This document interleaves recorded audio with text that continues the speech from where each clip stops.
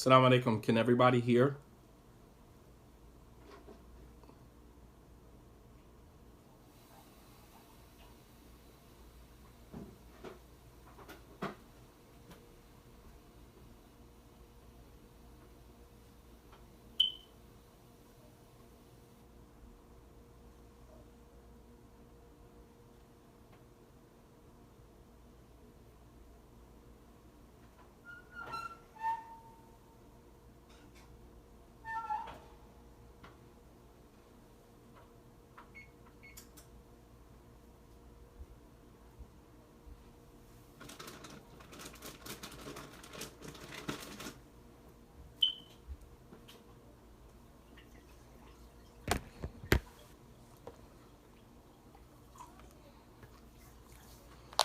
Okay, so you guys on Periscope, I had to put you guys on mute.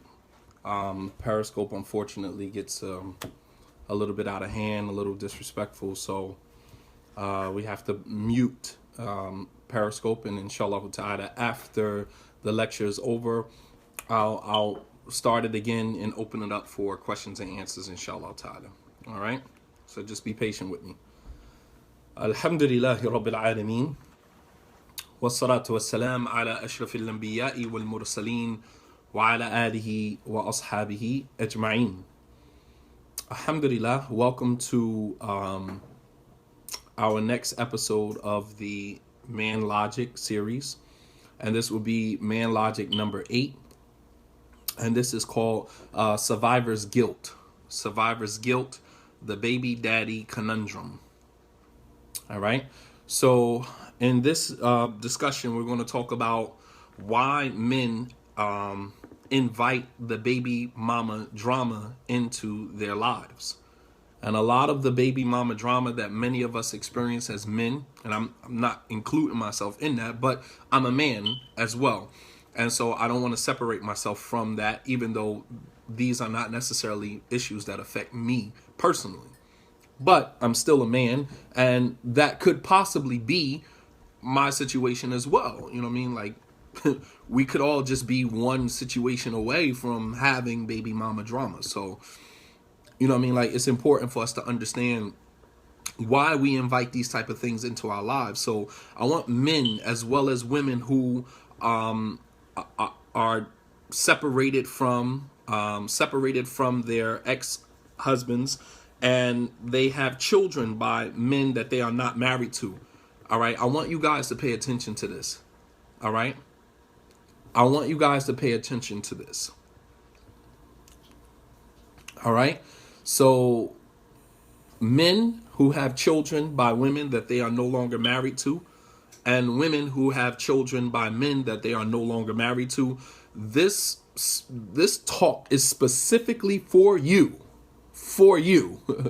All right. But it is also something that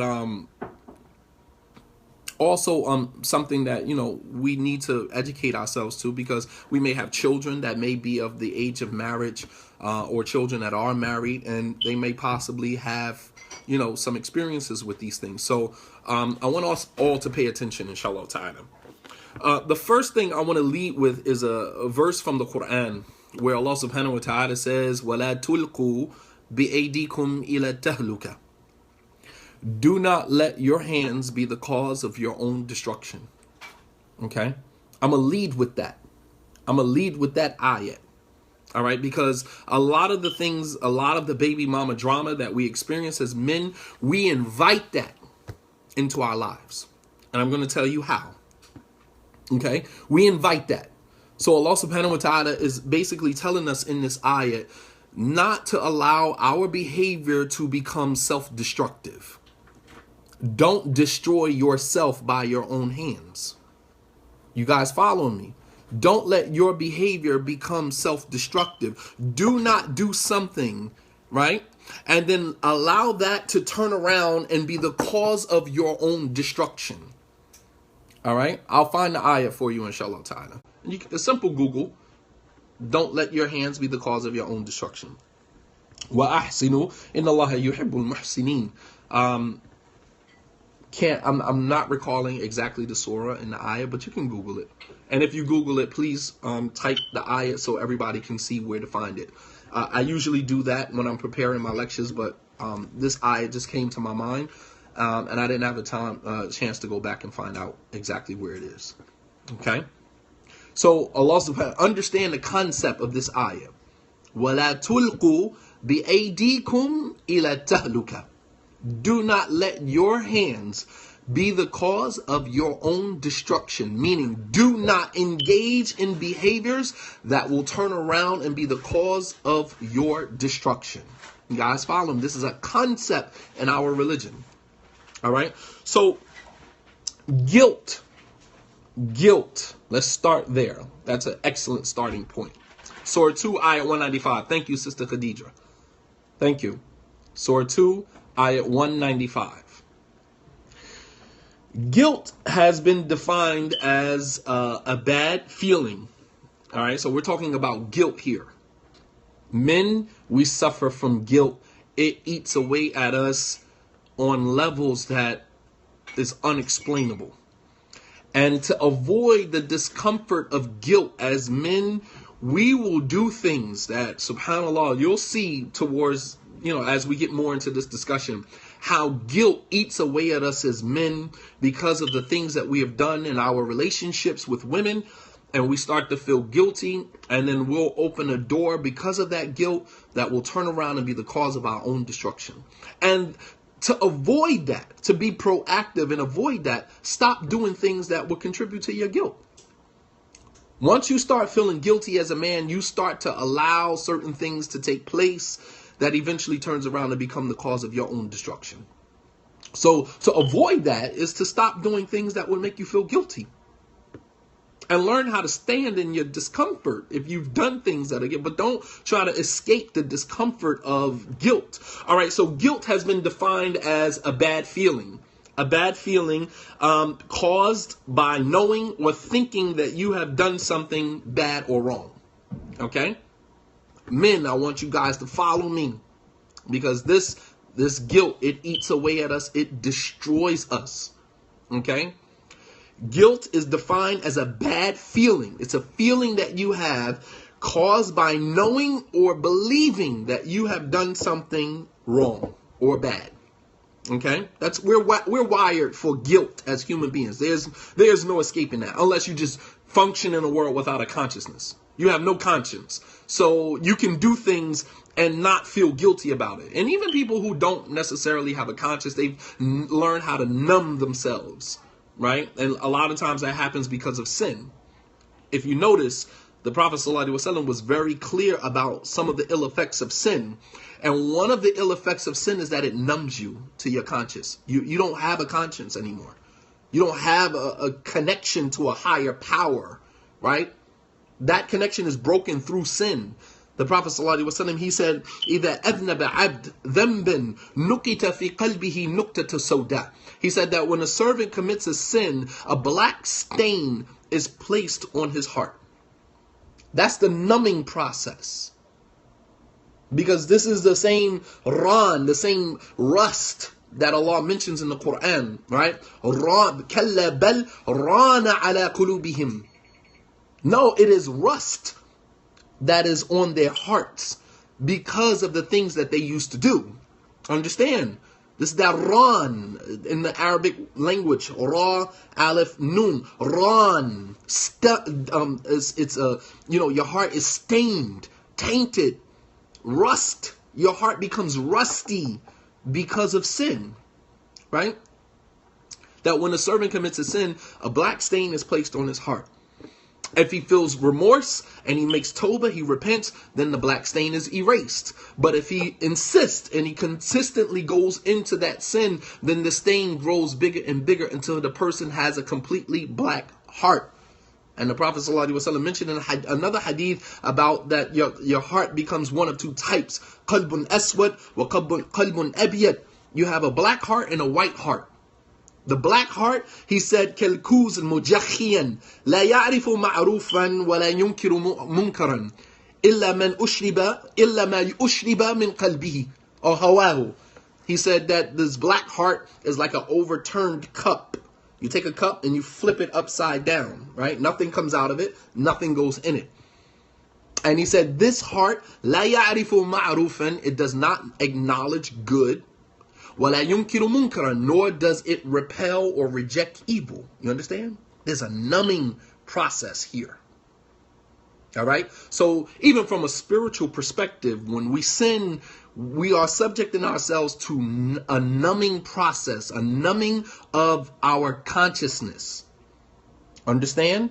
And people who want to function on a higher frequency of consciousness, these are people who, like many of our scholars in the past, like many of the righteous predecessors of the past, they avoid sin. They stay away from disobedience to Allah subhanahu wa ta'ala. They don't teeter on it. They don't dabble in it. Right? In gray areas, gray matters of the religion. You know, they don't do that. While we do that today, we say, oh, well, it's not a major sin. And we'll dabble in it. And then we wonder why our outlook on religion, our outlook on spirituality, our outlook on our relationship with God is so distorted. It's distorted. Because you're seeing the world, you're seeing spirituality, you're seeing religion through a very rusty lens, and that is your heart. All right? As Allah says in the Quran, إِنَّمَا لَا تَعْمَى الْأَبْصَارُ وَلَكِنْ تَعْمَى الْقُلُوبَ الَّتِي فِي الصُّدُورِ. It is not the eyes that go blind. It is the hearts that are in the chest. Understand? You're seeing the world through a rusty lens, and that is your heart. And this is why emphasis in Islam is placed greatly on purifying the heart. All right? So Allah subhanahu wa ta'ala mentions this feeling in the Quran many times, the feeling of guilt. Many times in the Quran. And usually when he mentions guilt in the Quran, in the number of places he mentions guilt, someone has engaged in an act that later on proved to be wrong. Someone has engaged in an act that later on it turned around that they were wrong. Right? After I just recently did this video, I've received so many emails and inboxes of people saying, you know, Shadid, I spoke about you on this occasion. You know, I apologize. I'm sorry, and things like this. And I'm just saying, like, you don't have to do that. I understand. I get it. But it's that feeling of guilt that I wronged somebody, and now it's being brought to my attention, and the shame and the guilt that is associated with that. All right. But we're going to look at this in a more marital, a marital context. All right.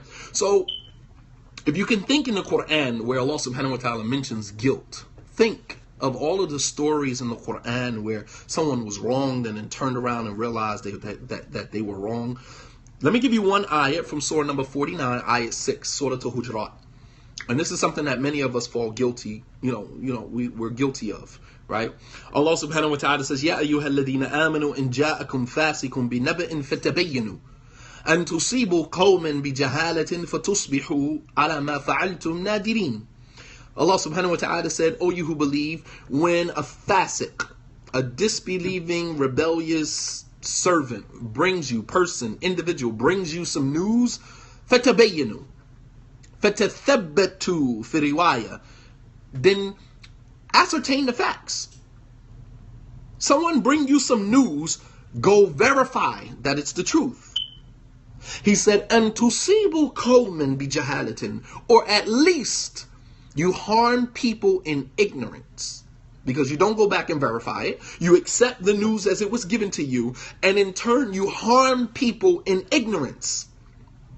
And tusibu qawman bi jahala, you harm people in ignorance. فَتُصْبِحُوا عَلَى مَا فَعَلْتُمْ نَادِمِينَ. And then after you realize that you have harmed people, then afterwards you feel guilty. You're remorseful. You feel bad. You feel bad that you engaged in gossip and behaviors that without verifying any of the information that was given to you, and you harm people, and then afterwards, nadimin, you are remorseful. You feel remorse. You feel bad. You feel guilt. All right? So that's one ayat. That's just the general discussion surrounding being guilty.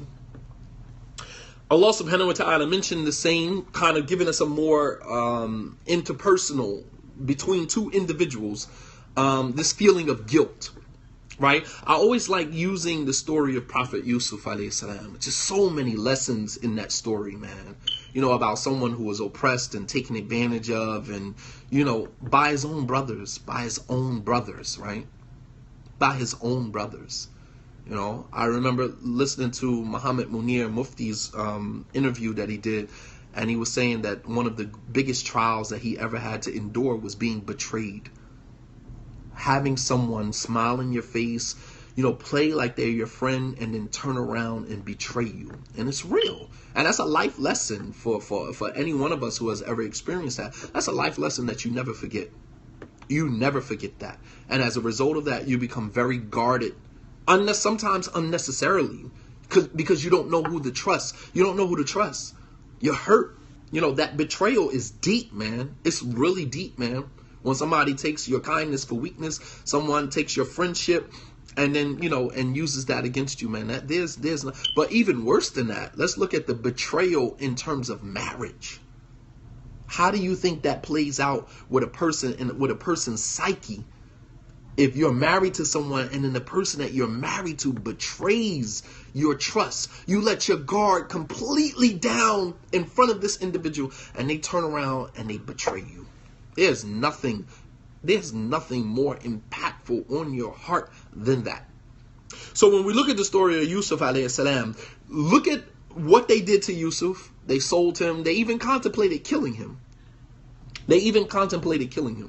They sold him, right, into slavery, his own brothers, his own blood, right? And then Yusuf alayhi salam goes through all of these different trials, and then eventually he reaches a point where he becomes the king of Egypt, right? So he's now in a position of power, and this is where a person's true character comes out. When you have now been oppressed by people, and then you arrive at a position of authority and power, where you can now turn around and crush the people that did that to you, and you choose not to. That's power, because you did not allow your pain to control your narrative. You understand what I'm saying? That's power. And some of us are powerless against the atrocities that were done to us. If we ever got in a position of authority or power to do something to the people that harmed us, oh my gosh, man, it would be catastrophic. It would be catastrophic if we could do to some of the people who harmed us, if we could, extract retribution from them, right? You understand what I'm saying? But that's where true character comes from. A real leader, a real man is not known by how he treats his friends, but how you treat your enemies. Understand that. That's a lesson. A real leader, real genuine individual is not known by how he treats his friends. How do you treat your enemies, man? Because if you are the petty type that every moment you get an opportunity to smear the honor of your enemies, then you can tell the type of individual that person is. That says a lot about you as a person. You have no character. But to be harmed and to be disrespected and to all of that, and then reach a position of power where you can extract retribution and you choose not to, that's powerful, man. That's powerful. So Allah subhanahu wa ta'ala captures this very moment when Yusuf's brothers realize that the person that is in charge is their brother Yusuf. I'm trying to paint this picture for you, trying to bring you into this world, right? So Allah subhanahu wa ta'ala says, قَالُوا أَإِنَّكَ لَأَنْتَ يُوسُف? The brother said, are you Yusuf? قال أنا يوسف وهذا أخي قد من الله علينا إنه من يتقي ويصبر فإن الله لا يضيع أجر المحسنين. They said, are you Yusuf?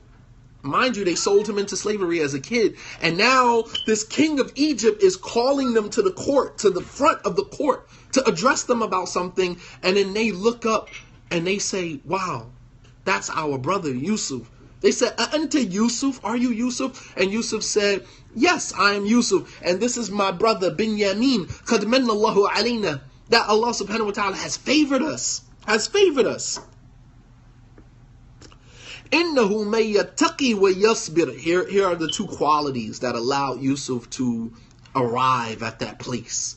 He said, إِنَّهُ مَن يَتَّقِ وَيَصْبِرْ. He indeed who fears God, fears Allah, وَيَصْبِرْ, and is patient, فَإِنَّ اللَّهَ لَا يُضِيعُ أَجْرَ الْمُحْسِنِينَ, that Allah will never cause the reward of the good doers to be neglected.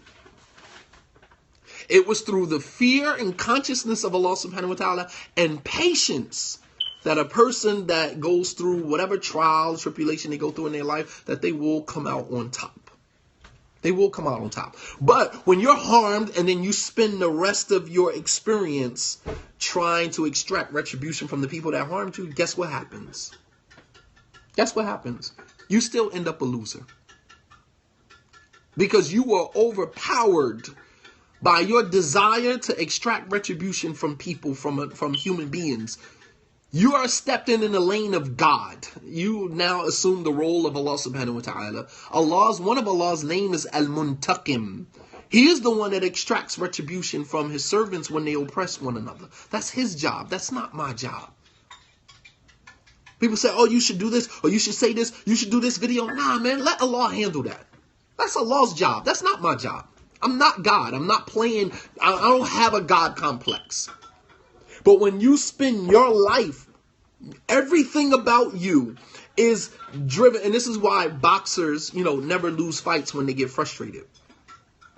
Because your boxing, the sport of boxing is now through pain and retribution, seeking retribution and pain. You want to hurt this person, and you get so wrapped up in your frustration that the other person, as long as they keep their calm, they're going to beat you, even though you are a better fighter than they are. You understand what I'm saying?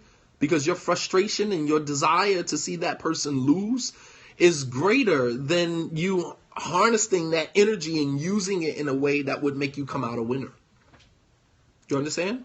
These are life lessons, man. Life lessons, man. Life lessons.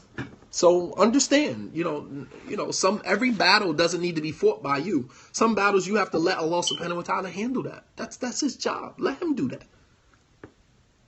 My job is to heal from the pain and use that as an opportunity to excel. Because that's what pain does. It humbles you, it breaks you down, and then it builds you back up. If you use the experience in the right way. But if you were harmed by someone and then you spend your entire life trying to get back at that person, you're a loser. You're a loser. So Yusuf said, إِنَّهُ مَن يَتَّقِ وَيَصْبِرْ, that he who fears Allah subhanahu wa ta'ala and he is patient. Patience. Patience. You'll get it back. Trust me. فَإِنَّ اللَّهَ لَا يُضِيعُ أَجْرَ الْمُحْسِنِينَ. Here's the point of reference here. So the brothers, they say to Yusuf, they said, قَالُوا تَاللَّهِ, they said, by Allah, we swear to God. قَالُوا تَاللَّهِ, we swear to God. We swear by Allah. لَقَدْ آثَرَكَ اللَّهُ عَلَيْنَا, Allah has given you precedence over us. قَدْ آثَرَكَ اللَّهُ عَلَيْنَا وَإِن كُنَّا لَخَاطِئِينَ, that by Allah, Allah has truly favored you over us. And we were wrong. وَإِن كُنَّا لَخَاطِئِينَ, we were wrong. They're guilty now. That feeling of guilt. And what does Yusuf do? Yusuf said, قَالَ لَا تَثْرِيبَ عَلَيْكُمُ الْيَوْمِ يَغْفِرَ اللَّهُ لَكُمْ وَهُوَ أَرْحَمُ الرَّاحِمِينَ. He said, I hold nothing against you today. All of the stuff that y'all did to me, لَا تَثْرِيبَ عَلَيْكُمُ الْيَوْمِ, I don't hold you accountable for any of that. Because I realize you guys were driven by jealousy, envy. I get it. I get it. If I was in your situation, I would have probably done the same thing. Alhamdulillah. لا تثريب عليكم اليوم يغفر الله لكم. Allah will forgive you. وهو أرحم الراحمين, and he is the most merciful of those who have mercy. Okay? So you got the lesson here. Gave you 2 verses from the Quran that deals with the issue of guilt. So guilt is a real feeling. It's a real feeling when one has done something wrong or believes that he has done something wrong. Sometimes we didn't even do anything wrong, but we believe we did something wrong, and that feeling of guilt is still there. Do men experience this feeling of guilt when they divorce their wives? Here's the $1 million question.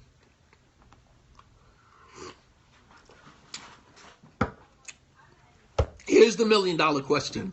When men divorce their wives, especially if there's children involved, especially if they believe that the divorce was premature, meaning after they divorced, they realized that I probably pulled the trigger a little too early. I could have been a little more patient. Does that eat away at you as a man? Does that eat away at you? I'm asking the men that are on here. Does that eat away at you? If any of you have ever experienced divorce before, does that eat away at you as a man? Absolutely. Absolutely. It eats you up in the inside. So men do experience a feeling of guilt sometimes when they divorce their wives, simply because sometimes they believe that it was premature. I could have salvaged the relationship. I could have done more. Especially if you're the superhero rescuer type, right?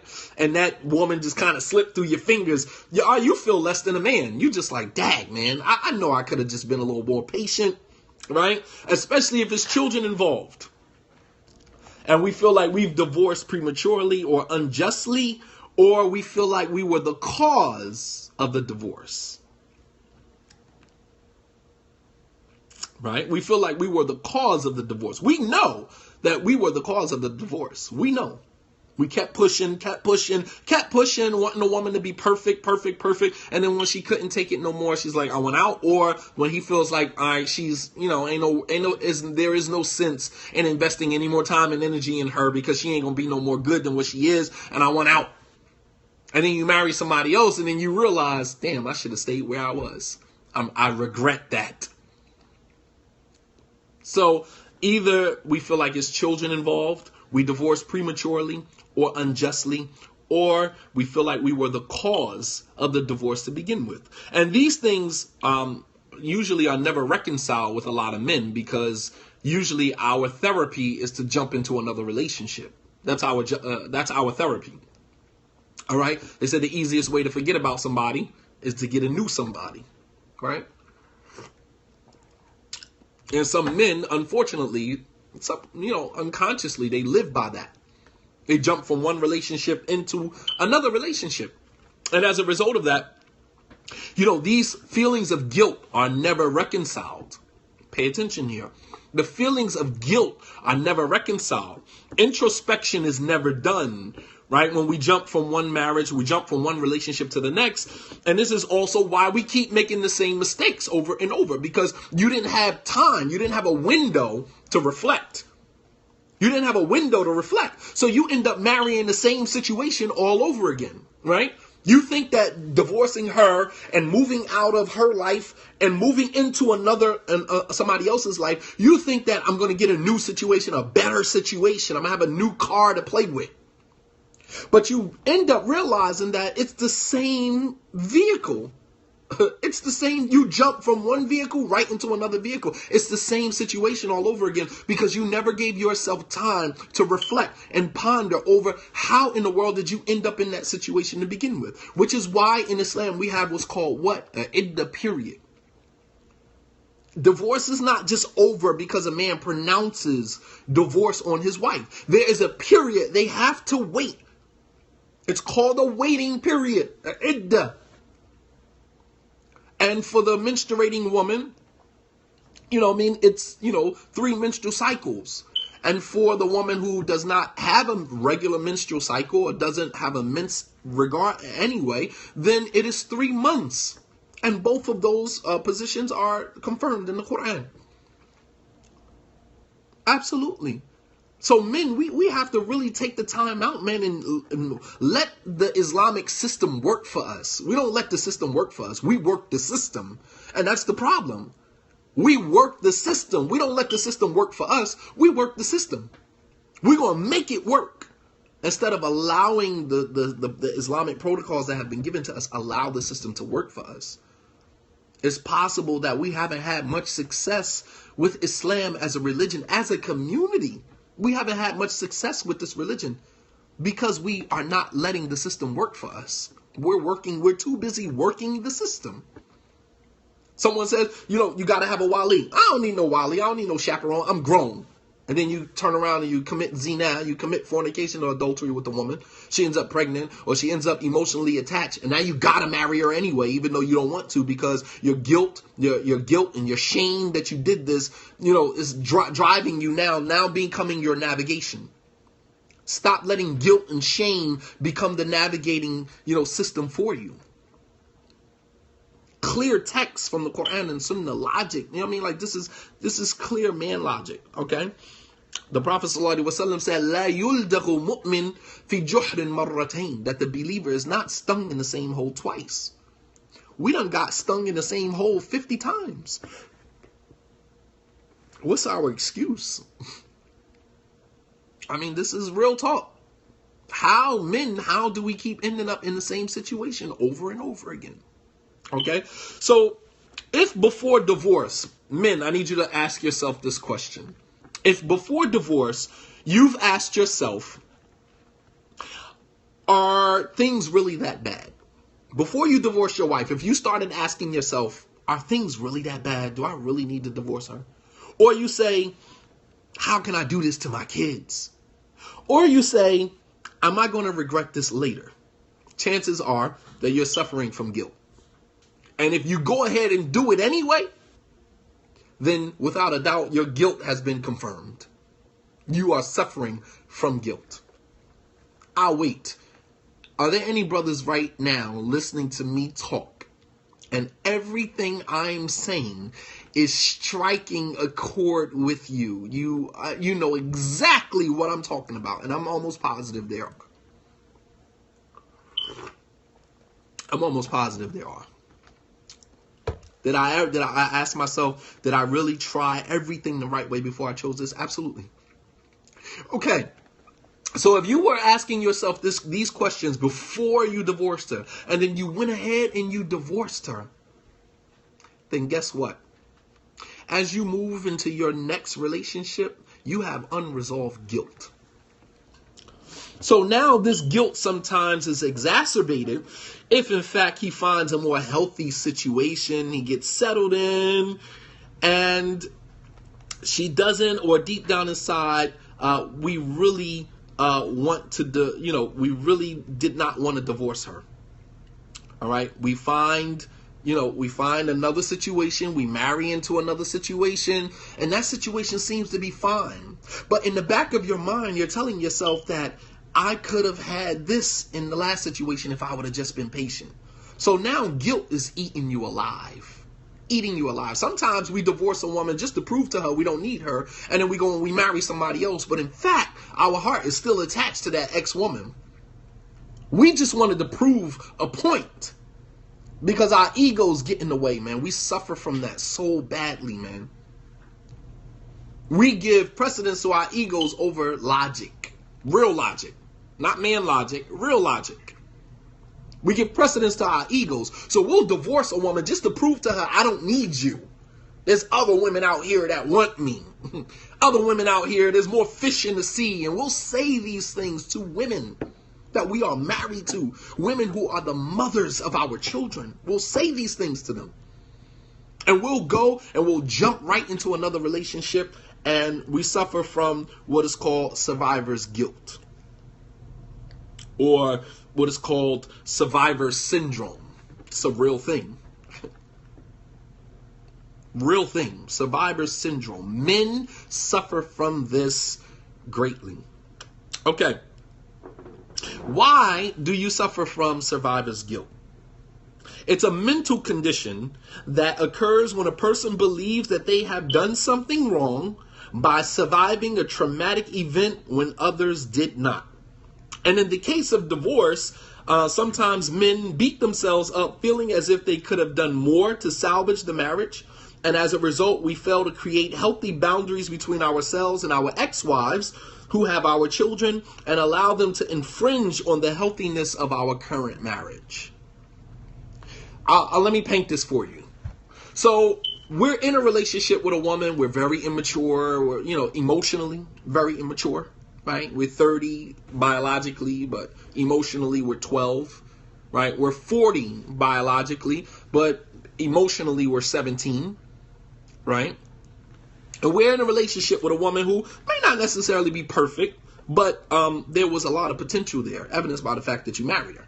There was something you saw in the person to marry them, right? And then we screw the relationship up from top to bottom. We make all types of mistakes or whatever the case may be. And then we separate from this person.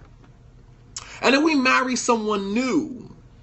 And then that someone new, we're a little bit more patient with the someone new because we don't want to, go through this serial marriage, phase. So we're a little bit more patient with the second one than we were with the first one.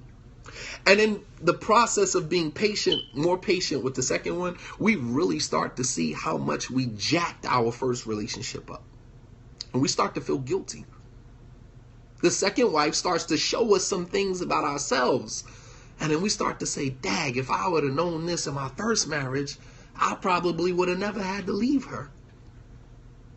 Even the baby mother, the mother of your children, sees you in a relationship with your new wife, and she becomes very, very upset because she sees you giving her things that you didn't even give her. And guess what? This also happens in polygyny. Absolutely. This also happens in polygyny.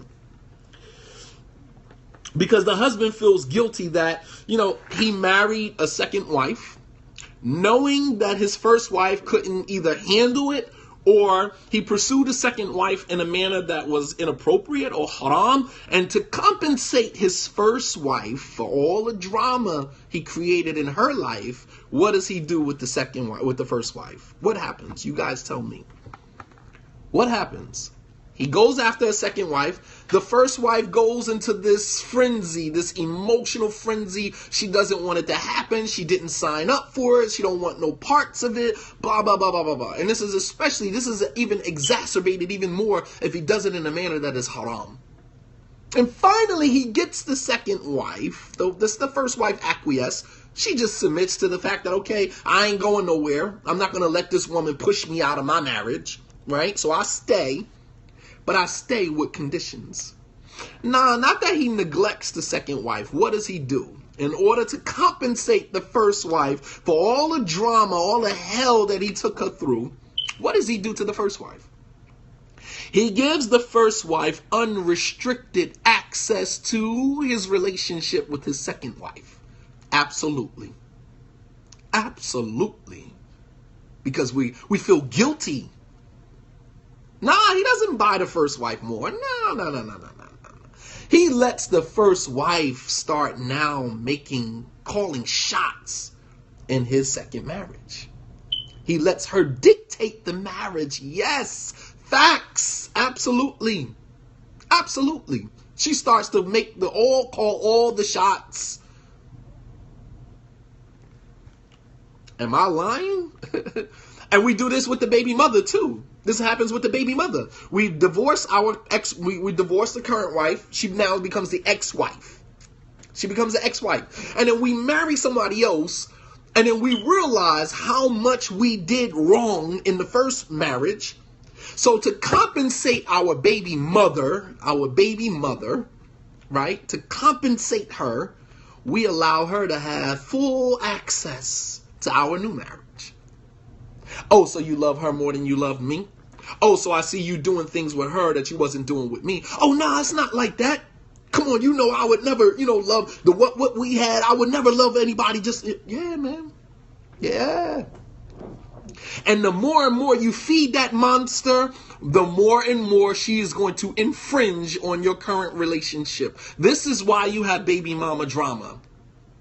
وَلَا تُلْقُوا بِأَيْدِيكُمْ إِلَى التَّهْلُكَةِ Do not let your own hands be the cause of your own destruction. And that's even worse, man. It happens to both sides. Right now, we're talking to the men. I'm talking to men right now. I'm not talking about that this happens to women. Yes, it does happen to the sisters. Yes, you got baby daddy drama. And we'll get to that when I start my series on dealing with the women's issues. We'll get to all of this. Trust me, I'm not going to neglect you. Trust me. If Allah subhanahu wa ta'ala let me live long enough, trust and believe, I will get around to addressing these issues with the women. I'm not going to neglect you. Trust me. Right now, I'm addressing the men. I'm addressing the men right now. All right. So the second wife starts to see him as a deyuth. Anyone remember what that term means? The Prophet ﷺ said the deyuth is not going to Jannah. The second wife starts to see her husband as a deyuth. Why? What is a deyuth, and why does the second wife see her husband as such? As an individual that's not going to Jannah. A cuckold. Very good. Second wife starts to see her husband as a cuckold.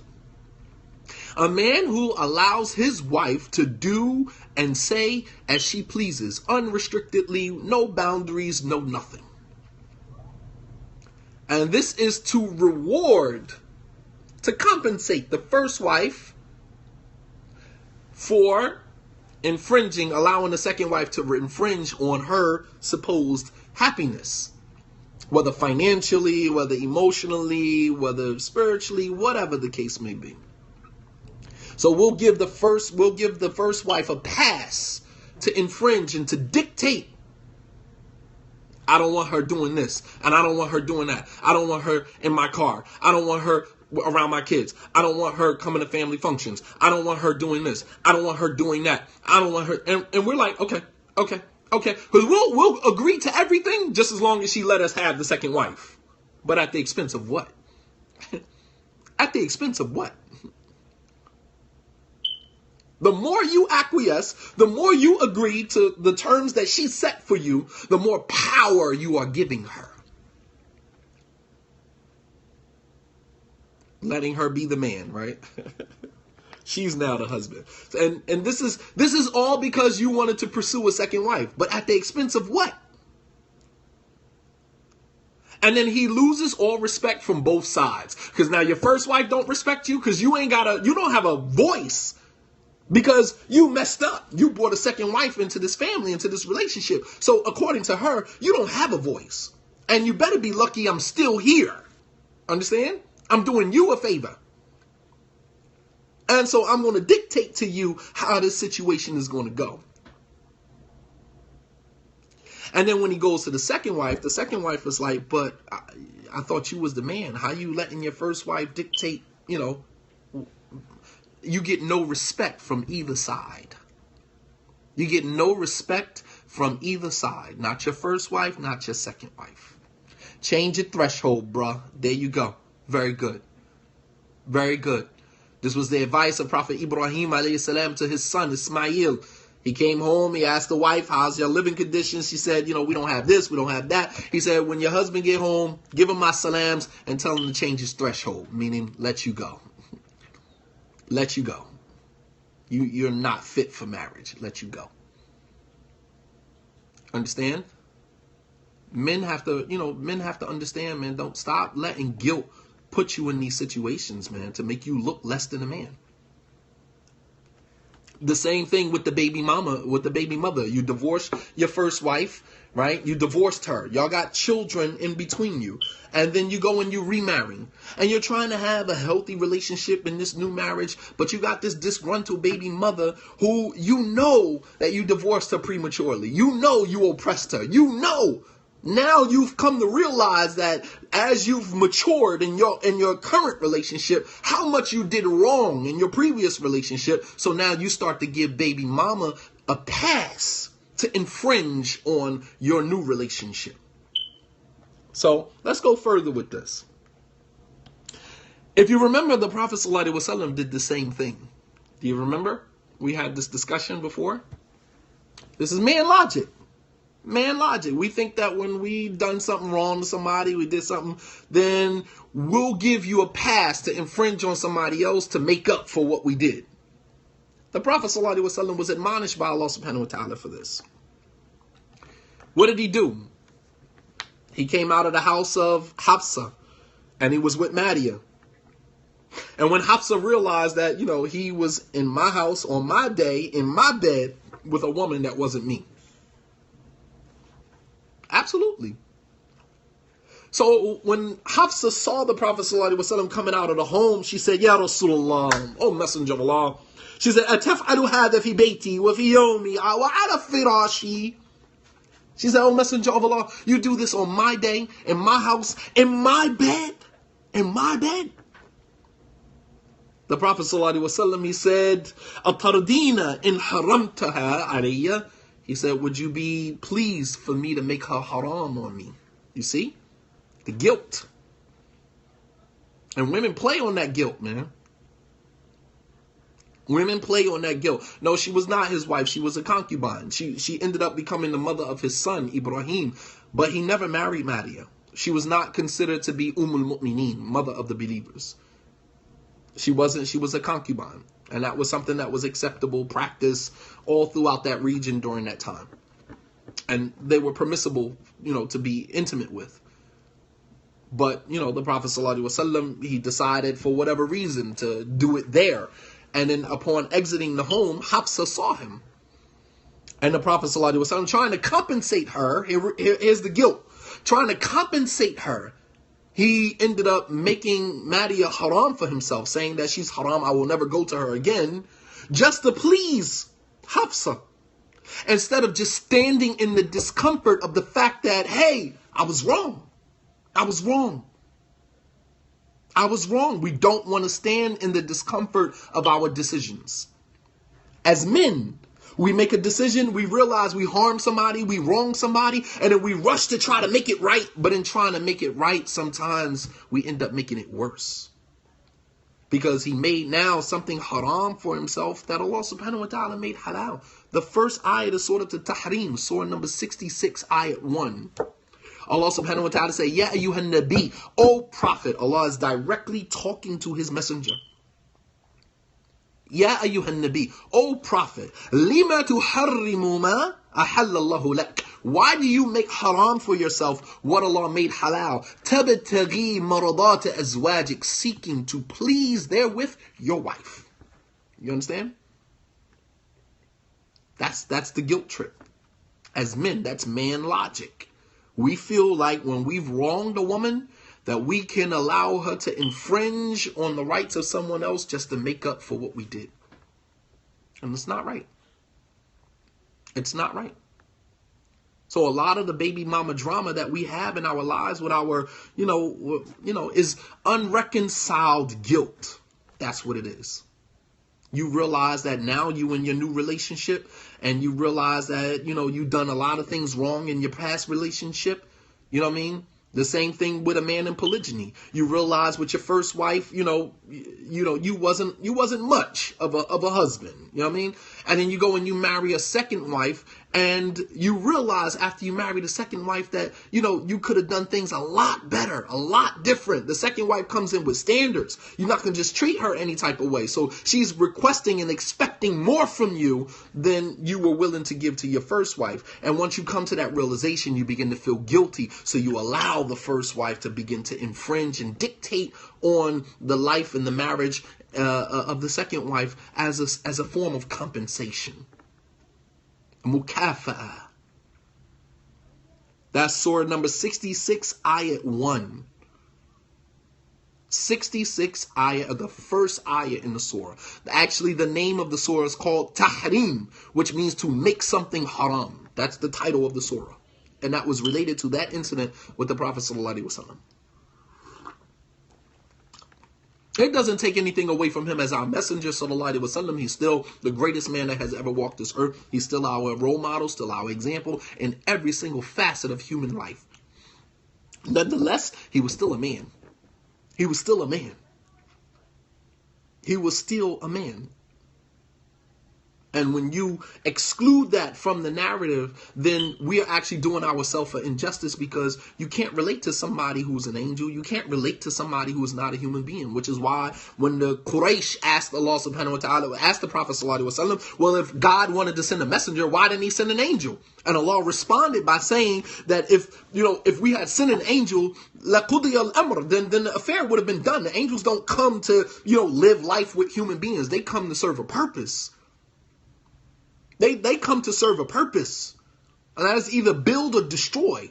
Name one angel that came to live amongst human beings and, share our lives and our experience with us. That's not what they come for. They either come to build or destroy. Right? In the story of Ibrahim, the angels came down. What did they come to do? They came to give Ibrahim glad tidings of a son, Ishaq, and they came to destroy the town of Sodom and Gomorrah. Build and destroy. Understand? Angels don't come to live amongst human beings. They come to serve a purpose. To build or to destroy. To bring revelation to the prophets, to build mankind, or to come and, destroy a nation because of their disobedience to God. The people of Thamud, the people of Ad, the people of Fir'aun. I mean, like, come on, just, you know what I mean? You name it.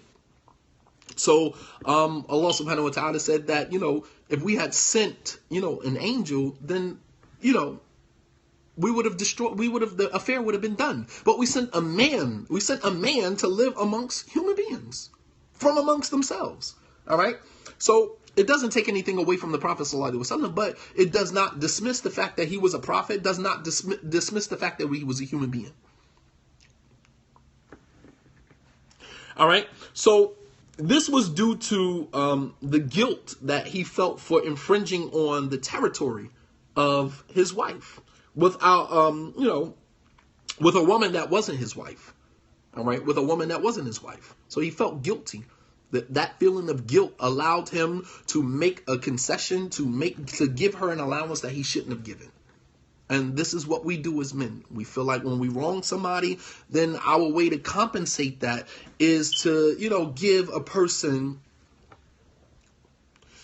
Is it safe to say in 2017 that the term baby mama or side chick will be considered a concubine? No, not at all. There is no such thing. Concubines are only used, or that term concubine is only used in the realm of war. There's no war here. There's no war going on. It's not considered a concubine. Don't buy into that. I know that's a old shubha from the Dar Islam movement, where they believe that they were at war with America, and, quite frankly, none of them ever lifted a gun to do anything, to wage war, to do anything. You ain't gonna bust a grape in a food fight. You understand? So we came up with this term that we're in Darul Harb. This is the land of war, and then, you can sleep with the non-Muslim women because they're concubines. Man, come on, man. Miss me with that. If people still buy into a lot of this stuff simply because they wanted to. They will look for any concession, any allowance, and they will buy right into it. Not because they actually wholeheartedly believed it. Nonetheless, the Prophet ﷺ allowed this because he infringed on the territory of another woman. And I said territory and not right because the Prophet ﷺ giving his wives their nights, that was not a right that they had. That was something that the Prophet ﷺ gave, even though Allah subhanahu wa ta'ala exonerated him, even though Allah subhanahu wa ta'ala excused him from that. He did not have to give his wife their nights. He did not have to distribute nights equally amongst his wives. And that was exclusively for the Prophet ﷺ, based upon the verse 33:51. Surah 33, Surah to Ahzab, Ayah 51. Proves that the Prophet ﷺ was not accountable for giving his wife their nights. Allah subhanahu wa ta'ala said, Turji man tasha minhunna wa tu'wi ilayka man tasha. You can go to any one of them that you want to, and you can bring any one of them to you that you want to. That was his choice. But he chose, in the spirit of trying to practice polygyny and be the blueprint for the rest of the community, to give each wife their night. But he did not have to. And you look today where many men in polygyny, they have to give their wives their nights, but they don't. Even though they have the ability to. You have women in polygyny who ain't seen their husbands in weeks. What type of polygyny are you practicing? What type of polygyny are you practicing? You disappear from your wife for weeks, and she doesn't see you, doesn't hear from you, maybe a phone call here and there, maybe a text every 2 or 3 days. I mean, that's not polygyny. And just like we separated the men from the boys, we got to separate what is polygyny from what is not polygyny. Because we lump it all in and we say it's all polygyny. That ain't polygyny, man. I don't know what you call that. That's called abandonment in Islam. That's called abandonment. All right, so you see the connection here, right? You see the connection here. What is the minimum days that you have to spend? That all depends on what you and your spouse agree to. This is the purpose of the marriage contract. But a lot of us marry without a marriage contract, and we just tweak it as we go along. And that ain't Islam either. That ain't Islam either. Absolutely. That's a side chick. Very good. So you see the connection here. So it may not be that as a man you are doing something wrong by remarrying. Seeking a place where you can explore your happiness is not haram. To remarry is not haram. You understand? To be married and be happy in a marriage. Some of us as men, we divorce a woman and then, we feel guilty for being in a marriage and actually being happy. There's nothing wrong with being in a marriage now and being happy, and you were in a previous marriage and you weren't able to give that wife what, she needed at that time. And now you're in a new space, you're in a new marriage, and you're actually happy. There's nothing wrong with that, man. You didn't do anything wrong. Your premature divorcing a woman prematurely and getting out of the relationship, you have to stand in that discomfort. Just like when the Prophet ﷺ walked out the house with Maddie and Hafsa confronted him about what he did. You can't repair that. You can apologize. You can say you're sorry. You can make tawbah, ask Allah subhanahu wa ta'ala to forgive you. But you cannot open the floodgates because of your guilt and allow this person to infringe on somebody else's rights to make that person feel better. Can't do that, man. That is not appropriate. That is not appropriate man behavior. You have to learn as a man to stand in the discomfort of the decision that you made. You made a decision to divorce the woman. Okay. You marry somebody else and now you found happiness. And then when you look at your child's mother, you see that she's been in relationship after relationship after relationship. And you start to say to yourself, dang, man, I could have just been patient and been with her, and all right, be that as it may. But you got to stand in that discomfort. Doesn't necessarily mean that you have to do something about it to make it right. That's the man logic in us. We feel like if I was a part of somebody else, then I need to go back and make it right. I need to go back and make it right. Sometimes you can't make it. You can't make it right. You can't make it right. You understand what I'm saying? You just have to stand in the discomfort. You just have to say to yourself, it is what it is. I messed up. I messed up. And I got to live with that. I got to live with that. I got to live with the fact that my children are now being raised in somebody else's house, man. That was a decision that I made. It's uncomfortable as it is, but I got to live with that. But I can't make it right by giving her, unrestricted access to my, my current relationship just to make up for something that I believe that I did wrong. That's man logic, and we need to challenge that, man. So just like taking on a second wife wasn't haram, it wasn't anything wrong with you if you did it the right way. If you did it the right way. Yes, I'm going to get to the ex-wife. She gotta endure some discomfort. Because the fact of the matter is that women are territorial. So even after you divorce a woman, if the divorce was premature and she didn't feel like it was warranted, there's still a part of her that is connected to you. Once a woman is turned off to you, even if she's in a relationship with you, she's turned off. There's no bringing her back.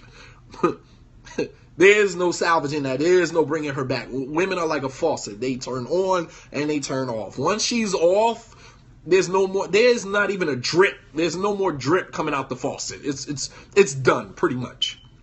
But when a woman feels like, just like a man, when they feel like this was wrong, it was done, prematurely, I know this could have worked, there's still a part of her that is attached to you. And sometimes as baby mothers, they don't realize that the anger that they are expressing towards their ex-husbands is as a result of the fact that you still want to be with him. You're just too immature to own those feelings.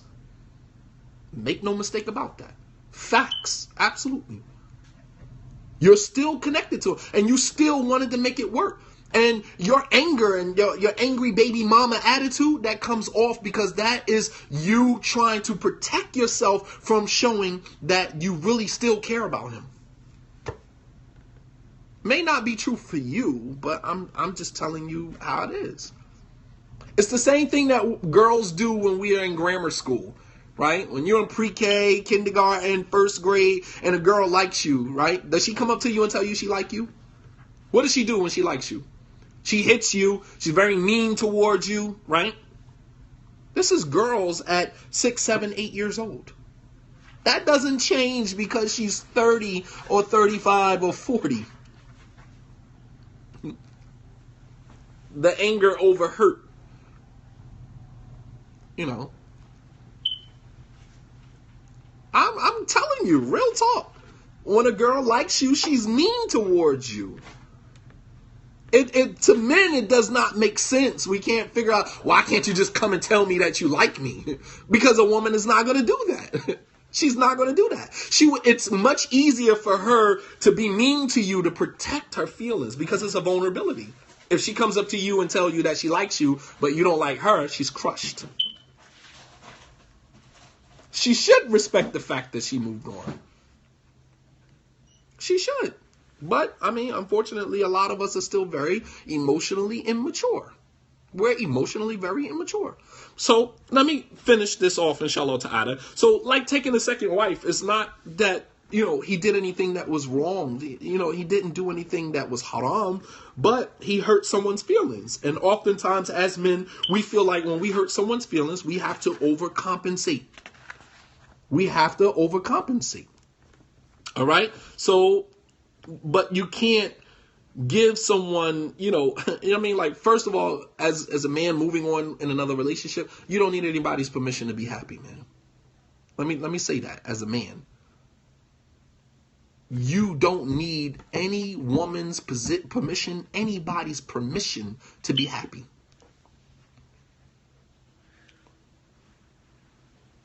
You don't need anybody's permission to be happy. If you're happy, you don't have to be ashamed of that. You don't have to, when your baby mother come around, you acting all, funky towards your new wife just to prove to your baby mother that you don't have what she had with her. What you had with her. You understand what I'm saying? Like, you don't have to do that. You don't have to let your child's mother, call you all times of the night. And then when your wife says something to you about it, well, that's my baby mother. What you want me to do? And we use that phrase, that is my baby mother. That is one of the most offensive and dismissive phrases that a man could use. So she can call you at 12 o'clock at night for reasons that are not even related to the kids or something that could have waited until tomorrow. And your wife is sitting there looking at you like, damn, like, you don't even answer my calls when I call you like that. But that's my baby mother. That's the mother of my children. What do you want me to do? And it's just like, are you serious? That's the mother of your children. What do you want me to do? La ilaha illallah. La ilaha illallah. Are you serious? It is dismissive. She's calling for a pacifier. That's a very good, interesting way of looking at it. Very interesting. Very interesting. Right, like, who's the wife here? Like, because you've given her. You've given her.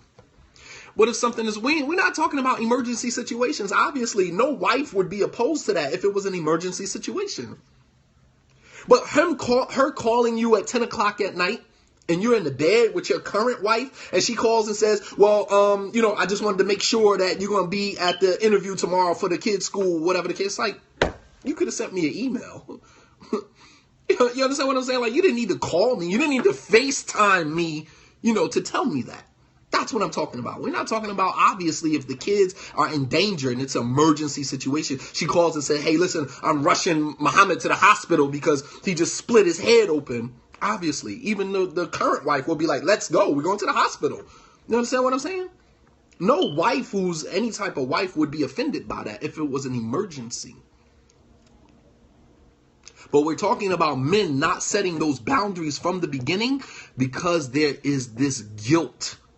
There's this guilt, this fear that if I set boundaries with my baby mother, she's going to believe that now I'm trying to be mature in a relationship. You understand?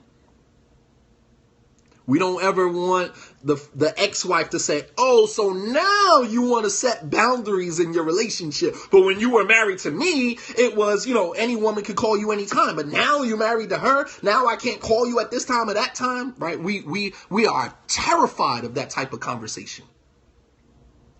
As men, we are terrified of that conversation because what we interpret that to mean is that the previous regime, the previous status quo, right, was flawed, was faulty. And we don't want to accept that. We don't want to have, that is one of the hardest conversations for a man to have with his ex-wife. That you setting boundaries for her that you didn't even do in a relationship when you were married to her. It's like, oh, now you want to start telling me when I can call and when I can't call. But, when you was married to me and you was up all night on the internet and you was talking to this girl and talking to that girl, it was all good in my relationship. But now you married to somebody else and now I can't call at this time or that time.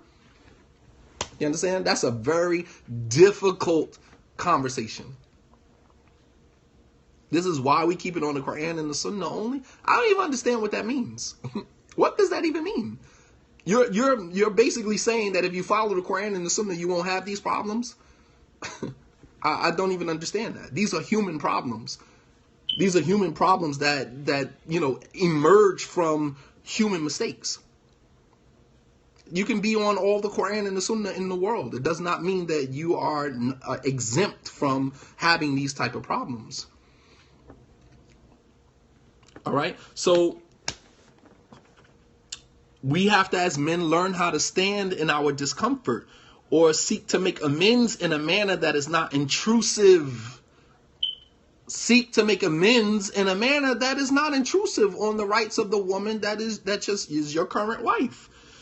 All right. And this is what Allah subhanahu wa ta'ala's statement represents when he said, تُحَرِّمُ مَا أَحَلَّ اللَّهُ لَكَ تَبْتَغِي مَرْضَاتَ أَزْوَاجِكَ. Are you making something haram that Allah made halal for you, seeking to, compensate and to reconcile a situation that you infringed on?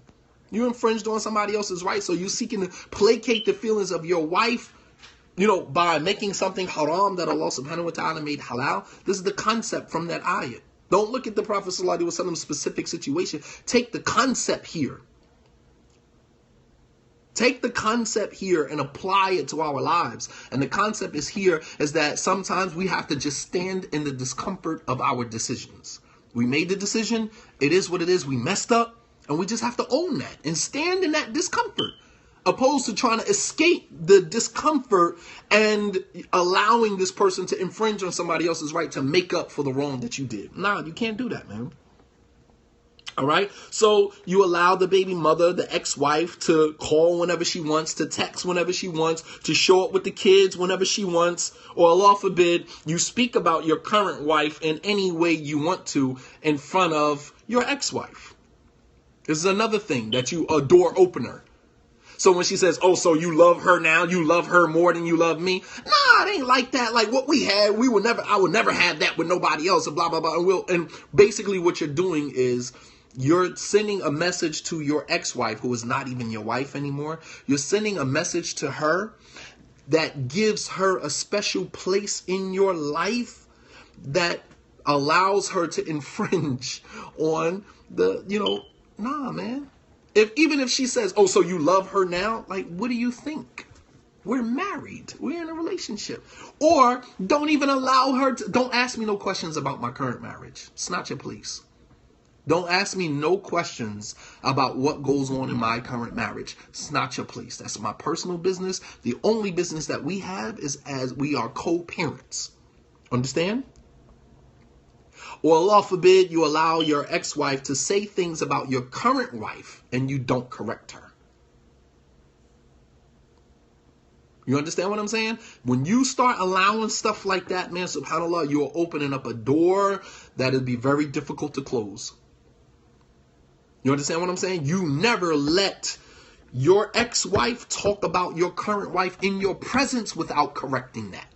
The Prophet ﷺ didn't even allow that with his own wives that he was married to. Right? When Aisha said to the Prophet ﷺ, Hasbuka ya Rasulullah min Safiya kada wa kada. Aisha said to the Prophet ﷺ, Safiya is like short and chunky and thick. And the Prophet ﷺ, he said, Ya Aisha, لَقَدْ قُلْتِ كَلِمَةً لَوْ مُزِجَتْ بِمَاءِ الْبَحْرِ لَمَزَجَتْهُ. He said, Aisha, if I was to take what you just said about Safiya, and mind you, Aisha didn't say anything. She just motioned with her hands. This was non-verbal communication. Understand? She didn't even say anything verbally. This was non-verbal communication. And he said to her, he said, Aisha, if I was to take what you said and I was to mix it with the water in the ocean, it would pollute all of the water in the ocean. What was he not saying? What he wasn't saying was that your comment was foul. Your comment was foul and you need to stop. Your comment was foul and you need to stop. If I was to take what you said and I was to mix it with the water in the ocean, it would pollute all of those. That's how despicable your comment was about my other wife. This was one wife to another wife, and he wouldn't tolerate it in his presence. So what about somebody who was an ex-wife? You're a non-factor in their marriage. And then you allow her to talk about your current wife in a manner that is disrespectful, and you don't defend your wife. And this is why some women, when they marry to men and they come out of these type of relationships, they almost feel like on an island by themselves. It's like, yo, you don't even defend me. Like your mother disrespects me. Your grandmother disrespects me. Your ex-wife disrespects me. And you don't say anything to these people. You know what I mean? Like the woman is left feeling like defeated. Feels defeated because she's like, I'm married to a man that doesn't even protect my honor in my absence. You understand what I'm saying? Like, come on, man. And this is even, the situation is even exacerbated. You know what I'm saying? And this is exacerbated even in matters of polygyny. Because believe it or not, in the polygynous couple in the Islamic community is basically on an island by themselves. Nobody wants the situation, to be honest with you. The parents of the first wife feel like the man marrying another wife is infringing on their daughter's happiness. Right? The parents of the second wife feel like she's an idiot for marrying into polygyny because they raised her better than that and she deserves better than that. So the polygynous couple is really on an island by themselves, to be honest with you, in the Islamic community. And, you have to make sure that, your as we used to say, your game is airtight, man. But you can't allow people to kind of infringe on, the rights of your wife, on the honor of your wife, and you don't even say anything to defend her. And then it's always, well, that's my baby mother. What you want me to do? That's the mother of my children. What do you want me to do? What do you want me to say? But it's like, what do you mean what I want you to say? I want you to defend my honor as you're supposed to. Let alone the fact that I'm your wife. Defend my honor as a Muslim. As a Muslim. And then those rights are even further, emphasized because of the fact that I'm your wife. You understand? So this was the Prophet ﷺ's response to one wife who mentioned another wife in a nonverbal type of fashion. So what do you think about a complete stranger? What do you think about a man allowing a complete stranger to talk about his wife, right? Here again, to placate her feelings. I don't want to say anything because that's my baby mother. I know that I messed our relationship up, so I'm going to give her that. She's just angry, she's just bitter, or whatever. Whether she angry, she bitter, it doesn't matter. She does not have the right. She does not have the right to infringe on the happiness, on the marriage of your current wife. Don't give her that. Set boundaries. Don't give her that. Do not mention my wife in that light in my presence ever again. Nobody. We're one and the same. You don't disrespect my wife, because if you allow a woman to disrespect your ex-wife, to disrespect your current wife, she's basically disrespecting you in your face, and you're not saying anything about it. She's disrespecting you because her anger is because of you. not because of the second wife, but she's going after your current wife because when we're hurt, we want to hurt the people that the people who hurt us love.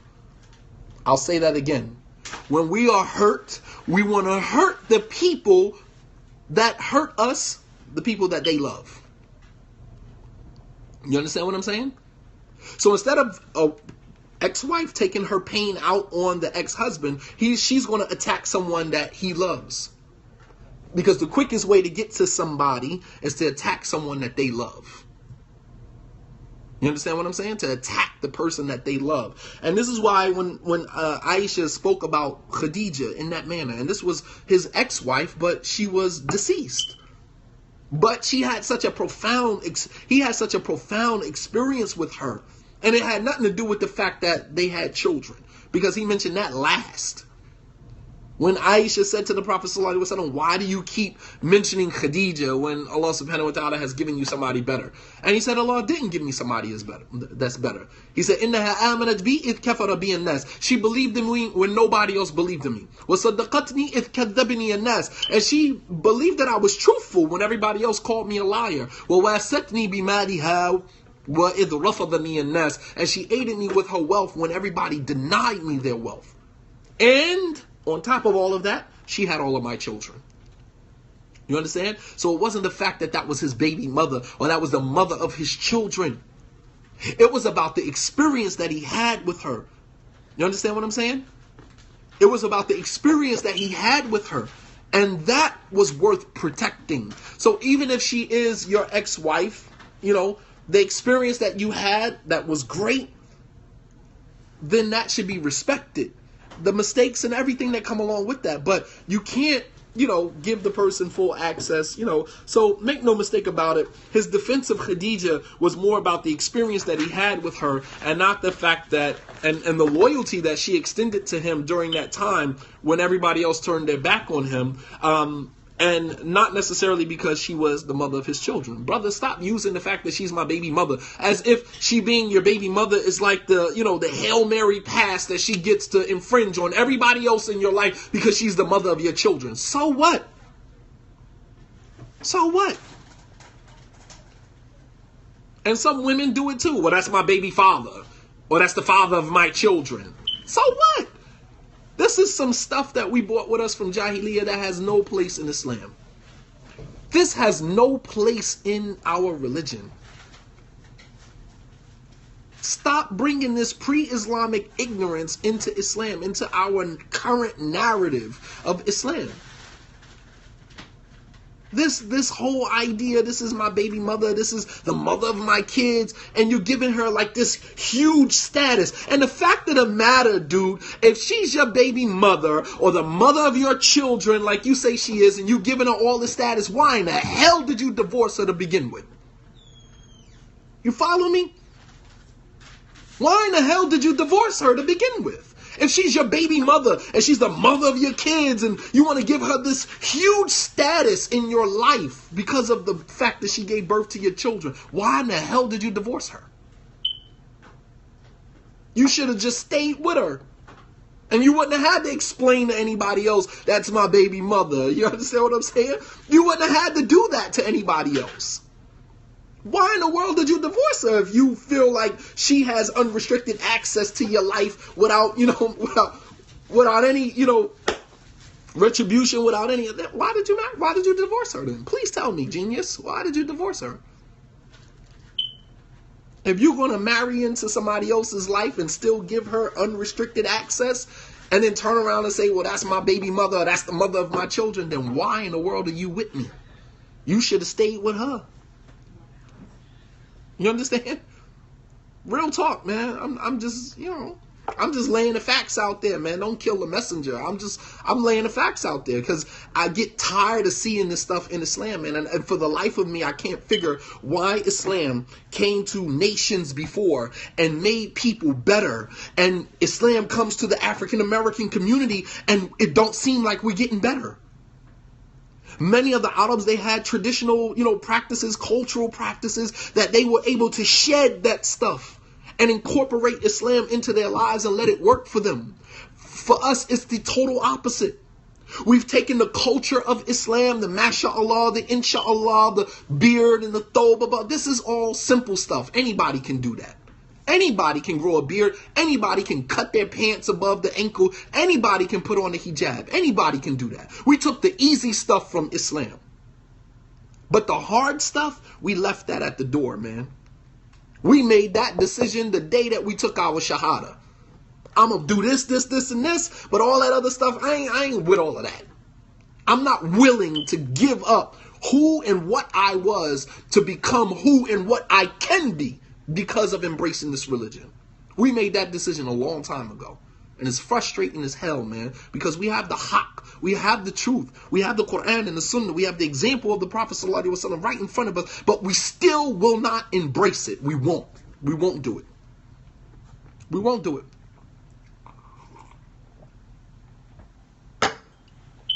It's not an issue of being respectful of others' positions.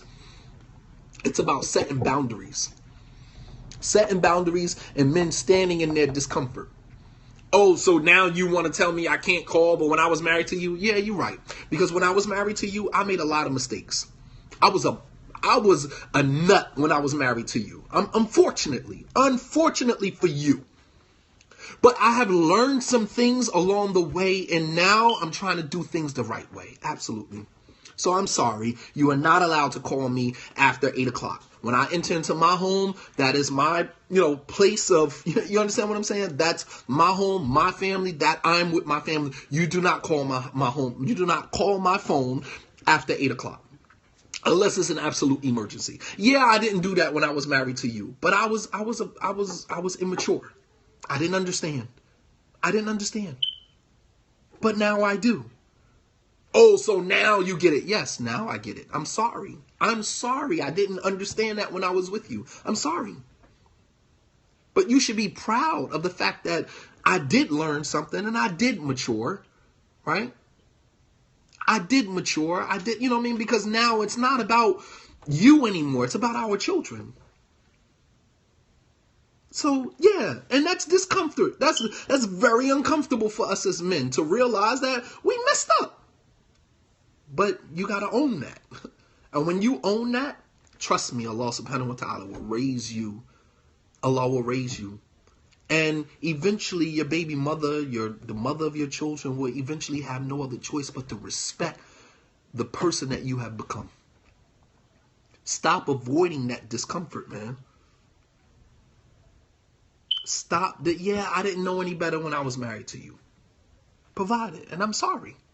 I messed your life up. I feel like I ruined your life. I contributed to the person and what you are at this point.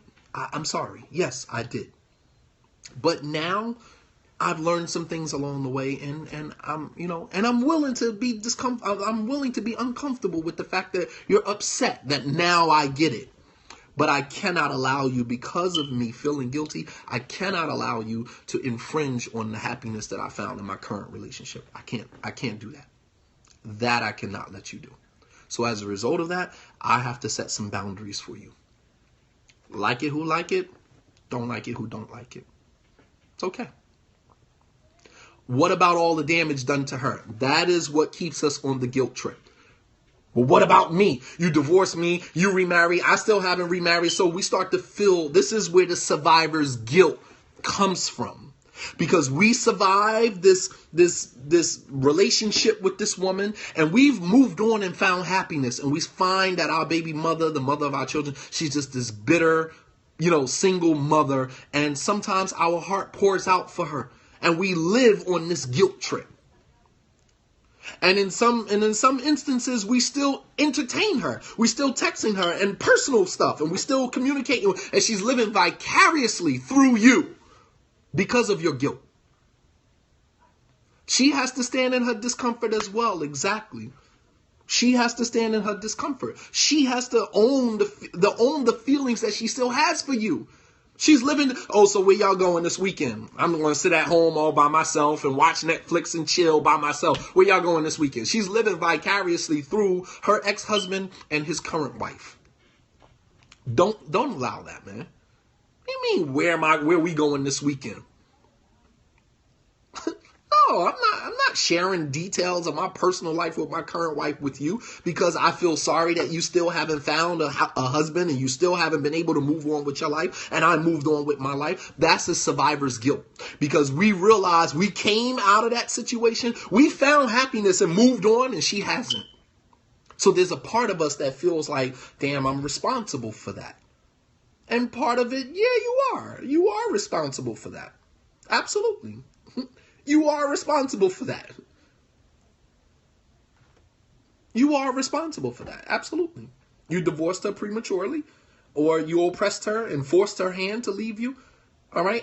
Yeah, you are responsible for that. But you have to be accountable for your own feelings of discomfort. You have to be responsible. You have to say, you know what? Yeah, I messed up. I'm really sorry about that.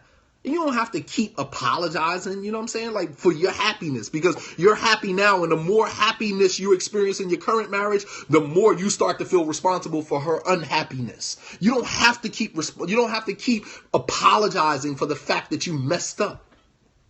You can do that one time. You can do that one time and say, you know what? This is a conversation I need to have with you, so I can bring closure to my life. When we were married, I wasn't in the best of states. When we were married, I was very immature. When we were married, I didn't do things the right way. And I'm sorry. And I'm sorry about that. I'm sorry. I really am. I'm sorry. And there's really not much I can do to make up for that. I can make dua for you. I can ask Allah subhanahu wa ta'ala to, use the pain that I've caused you as a means of you. And you can use that as a tawassul to get closer to Allah. Ask Allah because of the pain that, I caused you.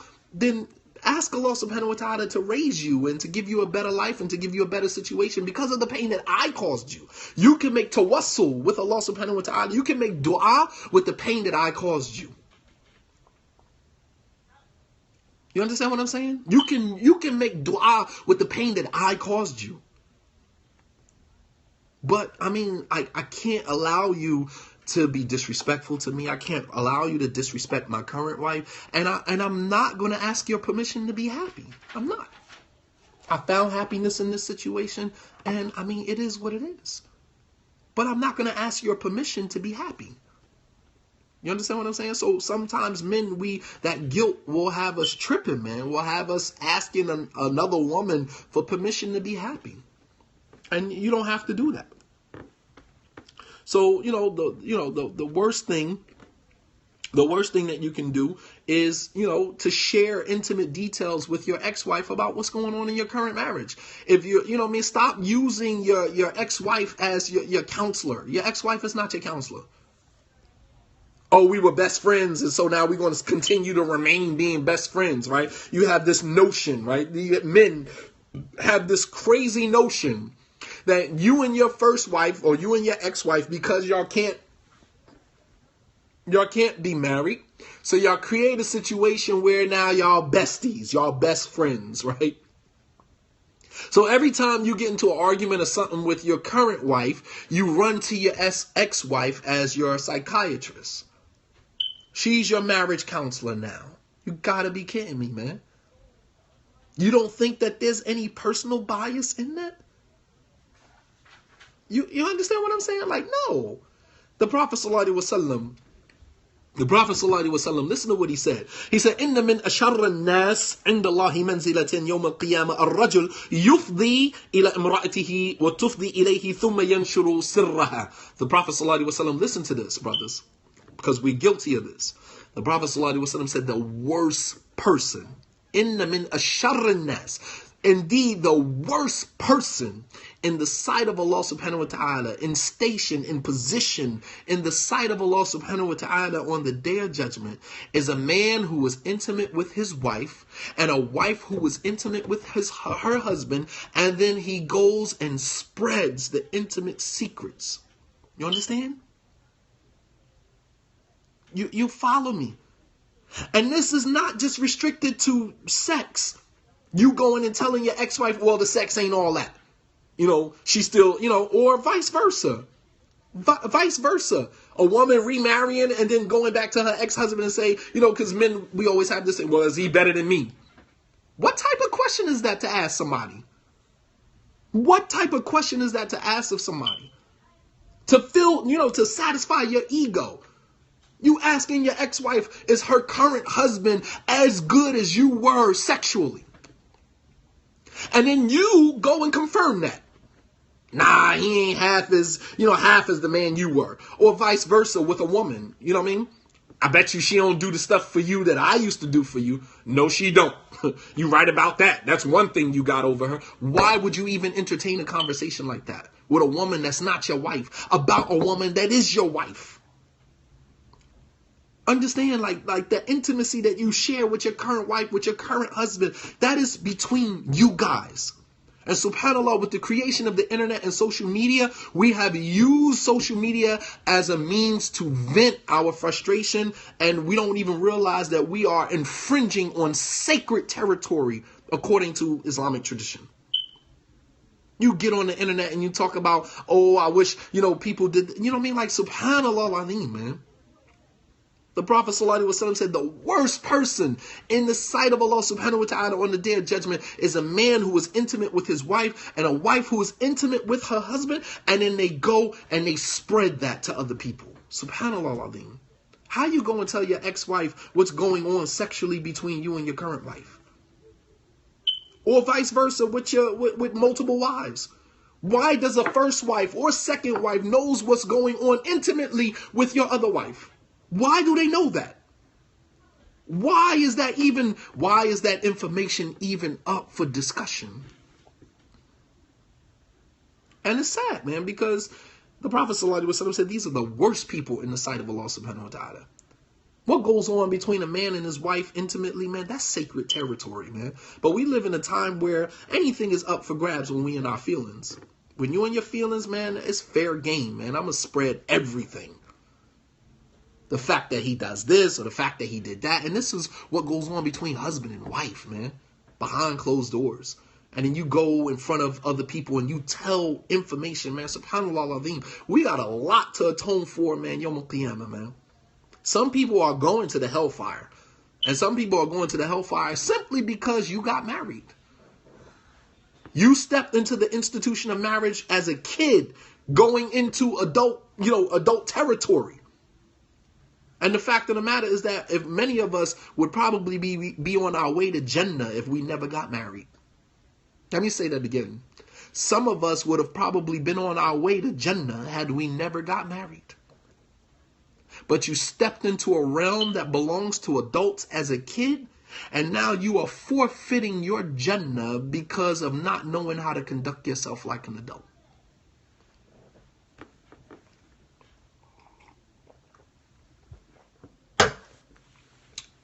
This is why I'm encouraging you all to come out to the program that we're having this Sunday at Sister Claire Muhammad School in Philadelphia, where we will have, some very dynamic speakers, mashallah, tabarakallah, to talk about some of this stuff. We have Sister Naila and Hassan Clay, that Clay couple coming from Atlanta, Sister Zara J coming from Atlanta. She's going to talk about how to navigate matrimonial websites. You got a lot of brothers and sisters on these websites. And there's a lot of, games being played on these websites. Understand? And she's that is her domain. And she's going to give you some tips and some knowledge so that they know how to navigate these sites. So you know what to look for and be aware of. Protect yourself. We have Sister Aisha Prime, mashallah, tabarakallah, who's going to talk about how to manage your marriage. You got married. All right, now what? How do you manage this joint, man? What's the playbook? Dr.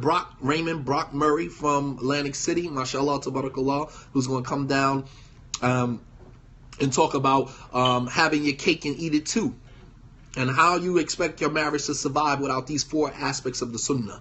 So that's his talk, as well as my talk, 10 telltale signs that you are not ready for marriage. 10 things that if you have these things in you, you shouldn't even be married. You shouldn't even be in the zone of marriage.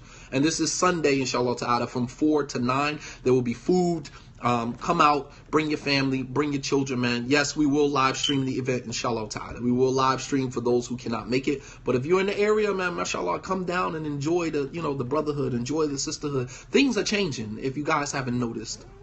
Things are changing. Times have changed, and things are different. Things are different, you know. And inshallah ta'ala, you know, we will have that. So in ending, let me give you a few reasons why the baby mama acts the way that she acts. I'm going to give you 6 reasons why the baby mama acts the way that she acts. Okay, brothers, I want you to pay attention. And sisters, if you are this baby mama, then you need to check yourself. If you are this baby mama that I'm mentioning, you have any of these 6 qualities, then you need to check yourself. Number 1, the reason why you have baby mama drama is she's acting in this manner because she knows that you still have feelings for her. She knows this, so she doesn't take your new marriage serious. She doesn't even take it serious. Yes, the event is free. The event is free. The food is for sale, and that's, you know, to help the masjid out. They have a full kitchen in the basement, and that is to help out, you know, the masjid. But the event is free. The baby mama drama is as a result of the fact that she knows that you still have feelings for her. She knows that you left the marriage prematurely, and that she knows, given the right circumstance, you would come back to her. So she doesn't even take your current marriage serious. Like, you gotta be kidding me. After all we done been through, I know you still love me. I don't even respect your current marriage because I know you still have feelings for me. And she's very disrespectful, right? And that is because somewhere along the line, you did not cut off loose ends. Men, sometimes when we talk to women, we leave gray area. We leave gray area. We say things like, you know, it's over, but, you know, I know, you know, maybe, who knows, maybe in a few years, inshallah, we'll be able to get back together. That's all you got to tell a woman. And she knows that she got you. You understand what I'm saying? Maybe in a few years, inshallah, we leave a little room. Absolutely. We leave a little gray area that is, you know, subhanallah al-azim, stop talking like that. When you're talking to a woman, you have to be very clear. You have to articulate yourself in a clear language. There will never be anything between me and you. Nothing. We are done. Sometimes she doesn't want to accept that at that moment. Like, I know you're just talking. But as time goes on, those words start to resonate with her because she sees that you haven't done anything that confirms the opposite. Sometimes we say things and then we go back and we do things that are different. And it leaves the woman to believe that, okay, you're just saying that because you're angry. You're just saying that because you're upset. Right? You have to say it, and then you have to follow that up with actions. Leave gray areas because they're not clear. You're absolutely right. Because deep down inside himself, he's not sure if leaving her is the right thing to do. But he's already on that trajectory, so he can't really turn back and make himself look like a sucker. He's not going to do that. But what he will do is create some gray room to let the woman know, like, I'm not really sure about this transition. I'm going to go through with it. Okay? So that's number 1. Number 2, you have baby mama drama because the woman is aware of your weakness. You've exposed to her your weakness. When the woman knows that she can get underneath your skin with just one text message, she will do it for entertainment. She will do it for the entertainment. And it gives her satisfaction. She knows that she can send you one text message and you'll leave the house, go outside, call her and yell at her, whatever. She got you. She knows your weaknesses. And she plays on that. She does it for pure entertainment. And use the children to manipulate you. Oh, I'm coming by to get my kid. I'm coming by to get Abdullah. I'm coming by to get Muhammad. And it's like 10 o'clock at night. You like, how you coming by to get Muhammad? It's 10 o'clock at night. You sleep. I don't care. I'm coming by to get him. You're just like, where in the world is this behavior coming from? Bring him outside. I'm outside right now. Bring him outside. Bring me my son. And you're like, oh my God, are you serious? Because she can. She knows that gets underneath your skin because you've shown her a weakness. Don't show the woman the weakness. When she does things, and you have to learn how to condition yourself to say, okay, I'm not going down that road with you. You know, you sent a couple of text messages. You want your son. I'll bring you your son. And, you know, who does this? What rock have you called from up under? It gets worse than this. I'm just giving you the PG-13 version. I haven't even given you guys the rated R version. I'm giving you the PG-13, the, you know, gotta be kidding me, man. All right, so don't expose the weakness. Don't let her know that she can poke holes, you know, in you.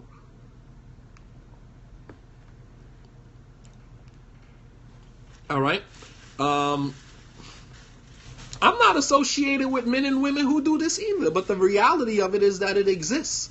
And we have to address it. We can't ignore it because it doesn't affect us personally. None of this goes on in my life personally, but I don't have the luxury to sit back and act like it doesn't exist. It exists. It's here, staring us right in our face.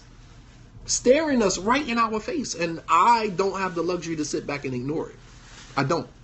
All right, number 3. Why you have baby mama drama as a man. And sisters, you can share this with your current husbands if they have this drama to help them make sense of what they are experiencing. All right.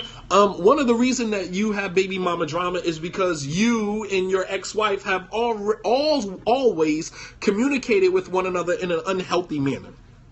This was the nature of your relationship. So she is just continuing the tradition in your new marriage. So you learn how to communicate effectively to get what you want from the other person. You guys have always communicated in an unhealthy manner. And that just kind of transitioned with you into your current relationship. So your current wife is looking at you like, dude, you guys this is an unhealthy situation. But they have always communicated with one another. So they just brought their baggage with them into your life. So then that means that you need to learn how to stop. Right? You have to learn how to stop and communicate with this woman in a manner that is more effective. Stop continuing the tradition of this unhealthy, you know what I mean? Stop. Number 4, the drama is a cover up for how she really feels. She cannot accept the fact that she still has feelings for you, even if she's remarried. Even if she's remarried.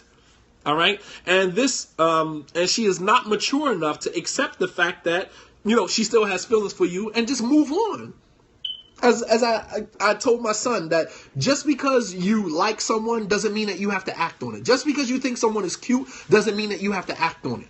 Just because you still have feelings for your ex-husband doesn't mean that you have to act on it. You can still say to yourself, I still have feelings for him. I wish the relationship hadn't, you know, crumbled. You know, I wish we were still together, but nonetheless, that's not where we are right now. You understand what I'm saying? These issues go on everywhere. Overseas, underseas, it goes on everywhere.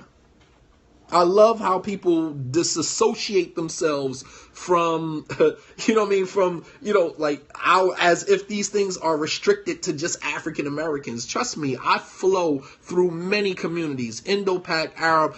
It's the same thing in every community you go to. Trust me. These are not things, but, you know, African American Muslims are not monolithic in our problems, man. Everybody has these issues. We can't disassociate ourselves from the Islamic community and say, I don't know where these things go on because I was raised here or I was done that. And this is no pun intended to you, sister. But what I'm saying is that we have to come to reality that these things go on in every community. I don't care where you go. I'll tell you some things about what go on in Saudi Arabia will make your head spin.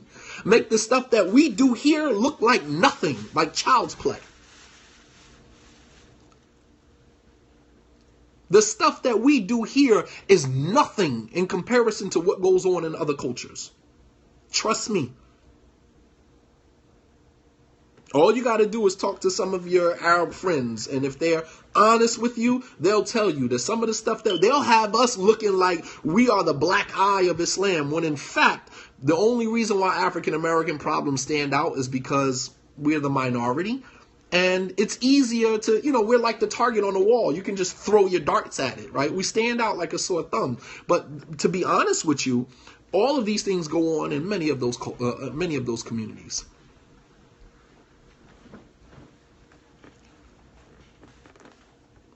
I mean, in Saudi Arabia, women kill their husbands, murder.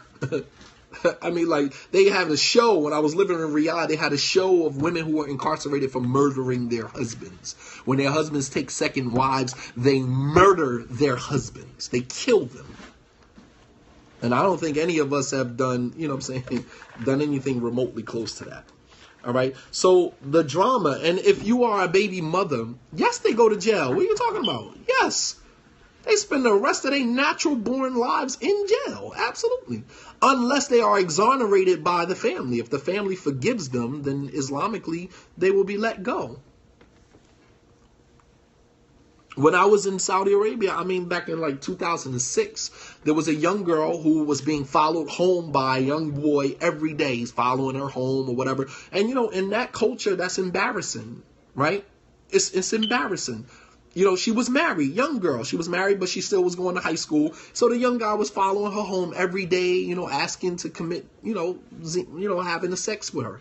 So one day she got tired of it and she invited him into the home. She told him to wait on the couch. She went into her husband's, room, and she brought out a shotgun and she shot him in the face and killed him. She went to jail for it.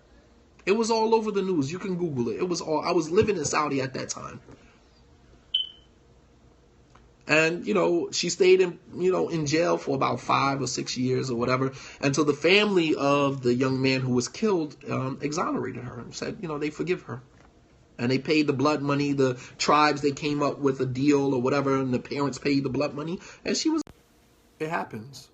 All right. So don't disassociate, problems from the main body, in the community. It happens all over. It happens. So the drama that you're experiencing sometimes, brother, in, the baby mama drama is a cover up for how she really feels. She still likes you. She's still attracted to you. She still has feelings for you. And she's not mature enough to accept the fact that she still has feelings for you. So it comes off like baby mama drama, but in fact, behind all of that, there is some real feelings there that have not been addressed. There are unaddressed feelings and emotions that women don't just turn their emotions off like that. Men over time will just kind of get over it. Women don't function like that. A man can leave a relationship and it's over with. Emotionally, he has no feelings for a woman. But then a woman, she will leave a relationship, but she's still attached. She's still attached. And she can't just turn it off. It doesn't work like that. And instead of her just confronting the fact that she still has feelings, she cannot just bring herself to accept the fact that I have feelings for him and let me move on. She has to, bury those feelings underneath pain. And so she comes at you all types of ways. Is there dua to remove those feelings or emotions? Obviously there's dua that to ask Allah subhanahu wa ta'ala's assistance in removing that, but that's still a process. Women, you guys are like a faucet. When it turns on, it's on. It's hard to shut that off. That doesn't just turn off like that. You are emotional creatures, yes. You know what I mean? Like the feelings are still there. But what you have to do is just own it. Just accept that you still have feelings for the person. You don't necessarily have to act on those feelings. That's part of what makes us adults. That's part of what makes us adults. When a man goes to work, he sees pretty women all the time. Just because you see a pretty woman doesn't mean that you have to act on it. Vice versa. Women are surrounded by, handsome men all the time. Sometimes that, look better than their husbands, look shape better than their husbands. But you don't have to act upon that. Just own the fact that, okay, I still have feelings for the person, but I need to move on with my life. I still need to move on.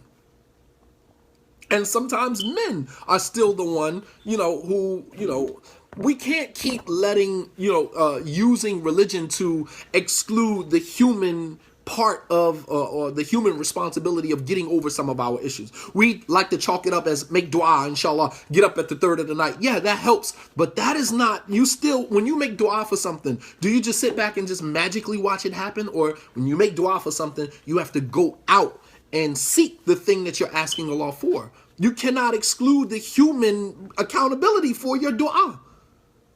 When you make dua for something, you have to go after it. You can't say, oh, Allah bless me with children, and then say, you know what has to happen. You make dua for children, and then you seek the means, akhdul asbab. You seek the means by which you can attain the thing that you ask for. Like the tie your camel scenario, absolutely. We can't keep chalking it up to dua and chalking it up to, you understand what I'm saying? Like we can't keep chalking it up to dua and getting up at the third of the night. All of those things help, but all of those things are just means, right? And to be accepting of Allah's qadr. All right, so Allah subhanahu wa ta'ala says in the Quran, وَلَا تَنْسَوْا الْفَضْلَ بَيْنَكُمْ إِنَّ اللَّهَ بِمَا تَعْمَلُونَ بَصِيرٌ. And do not forget the good times that you have between each other. This is Allah commanding us that even though we separate, we should still cherish and honor the time that we had, but move on. Move on. Don't forget the good times that you had with one another, but learn how to move on. Let me finish so I can have a couple of minutes for questions and answers.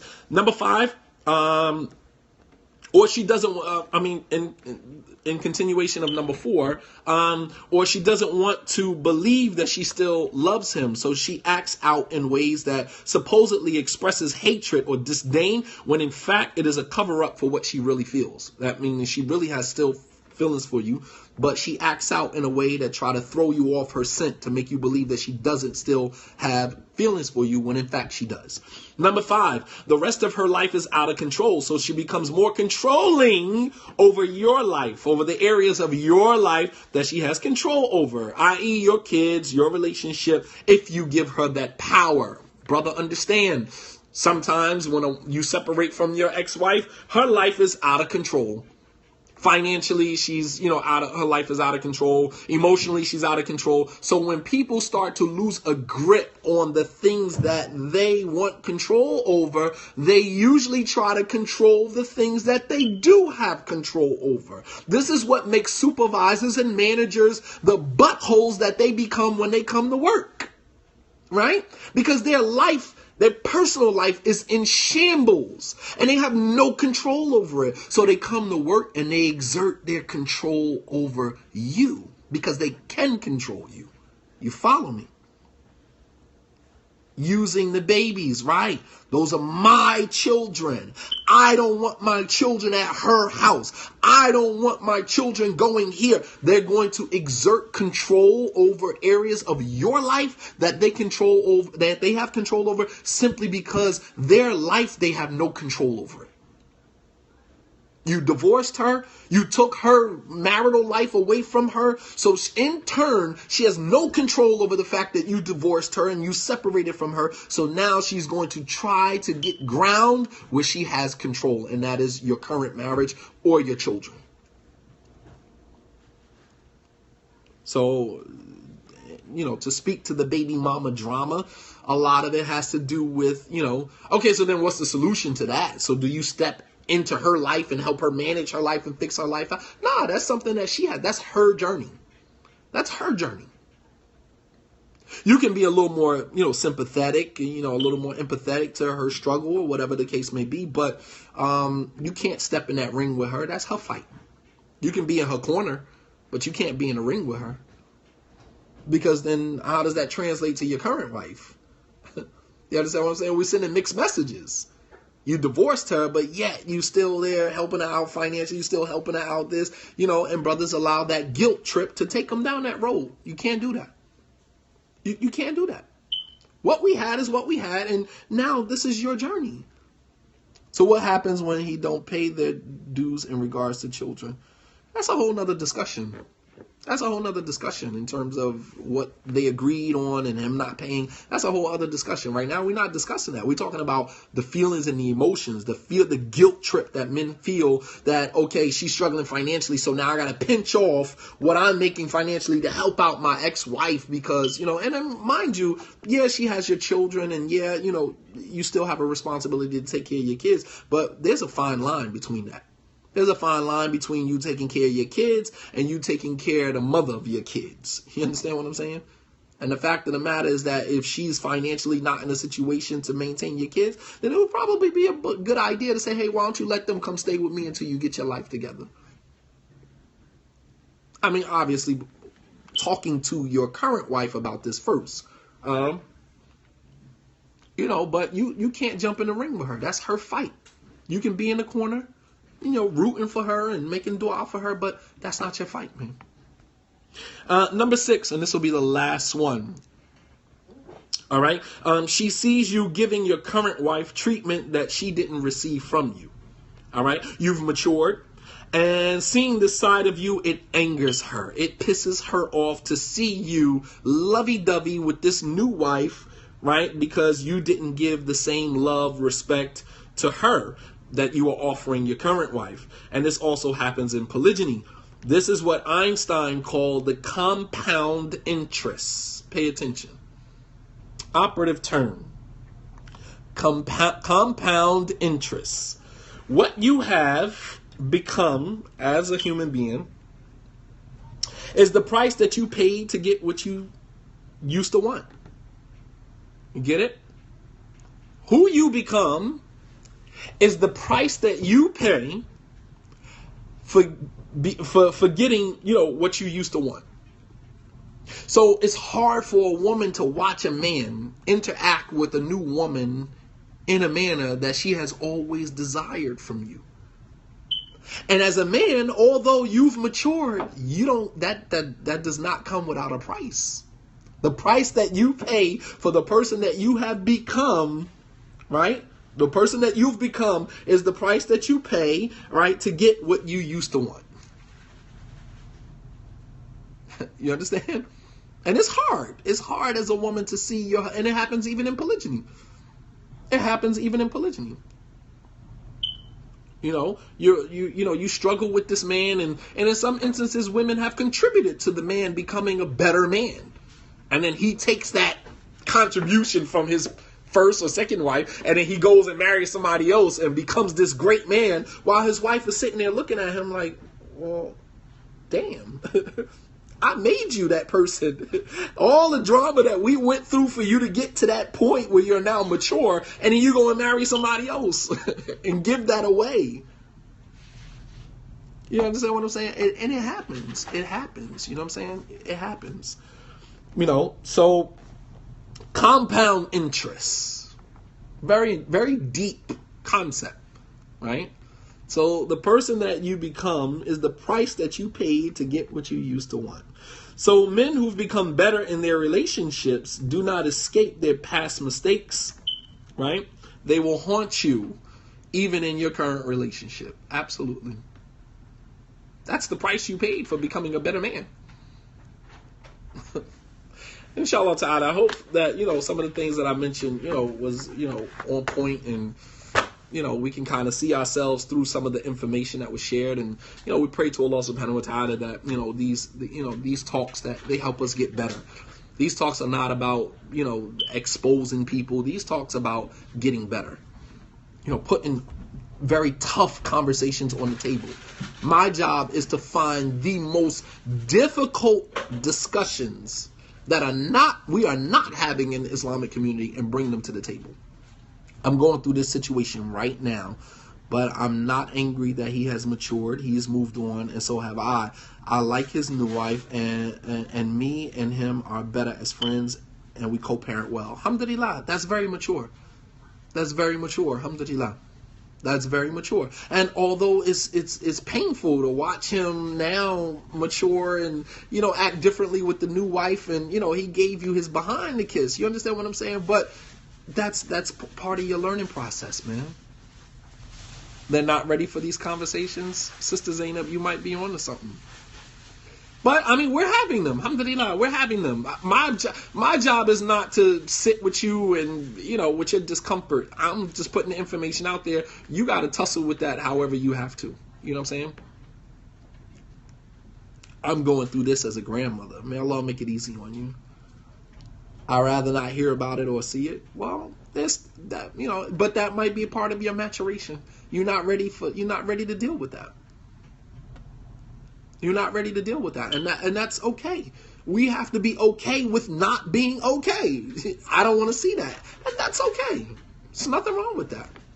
I'm not in that place right now to be able to see my ex-husband, right, or my current husband interact with another woman better than he interacted with me. I'm not ready for that. And that's cool. That's okay. The most important thing is to just be honest with yourself.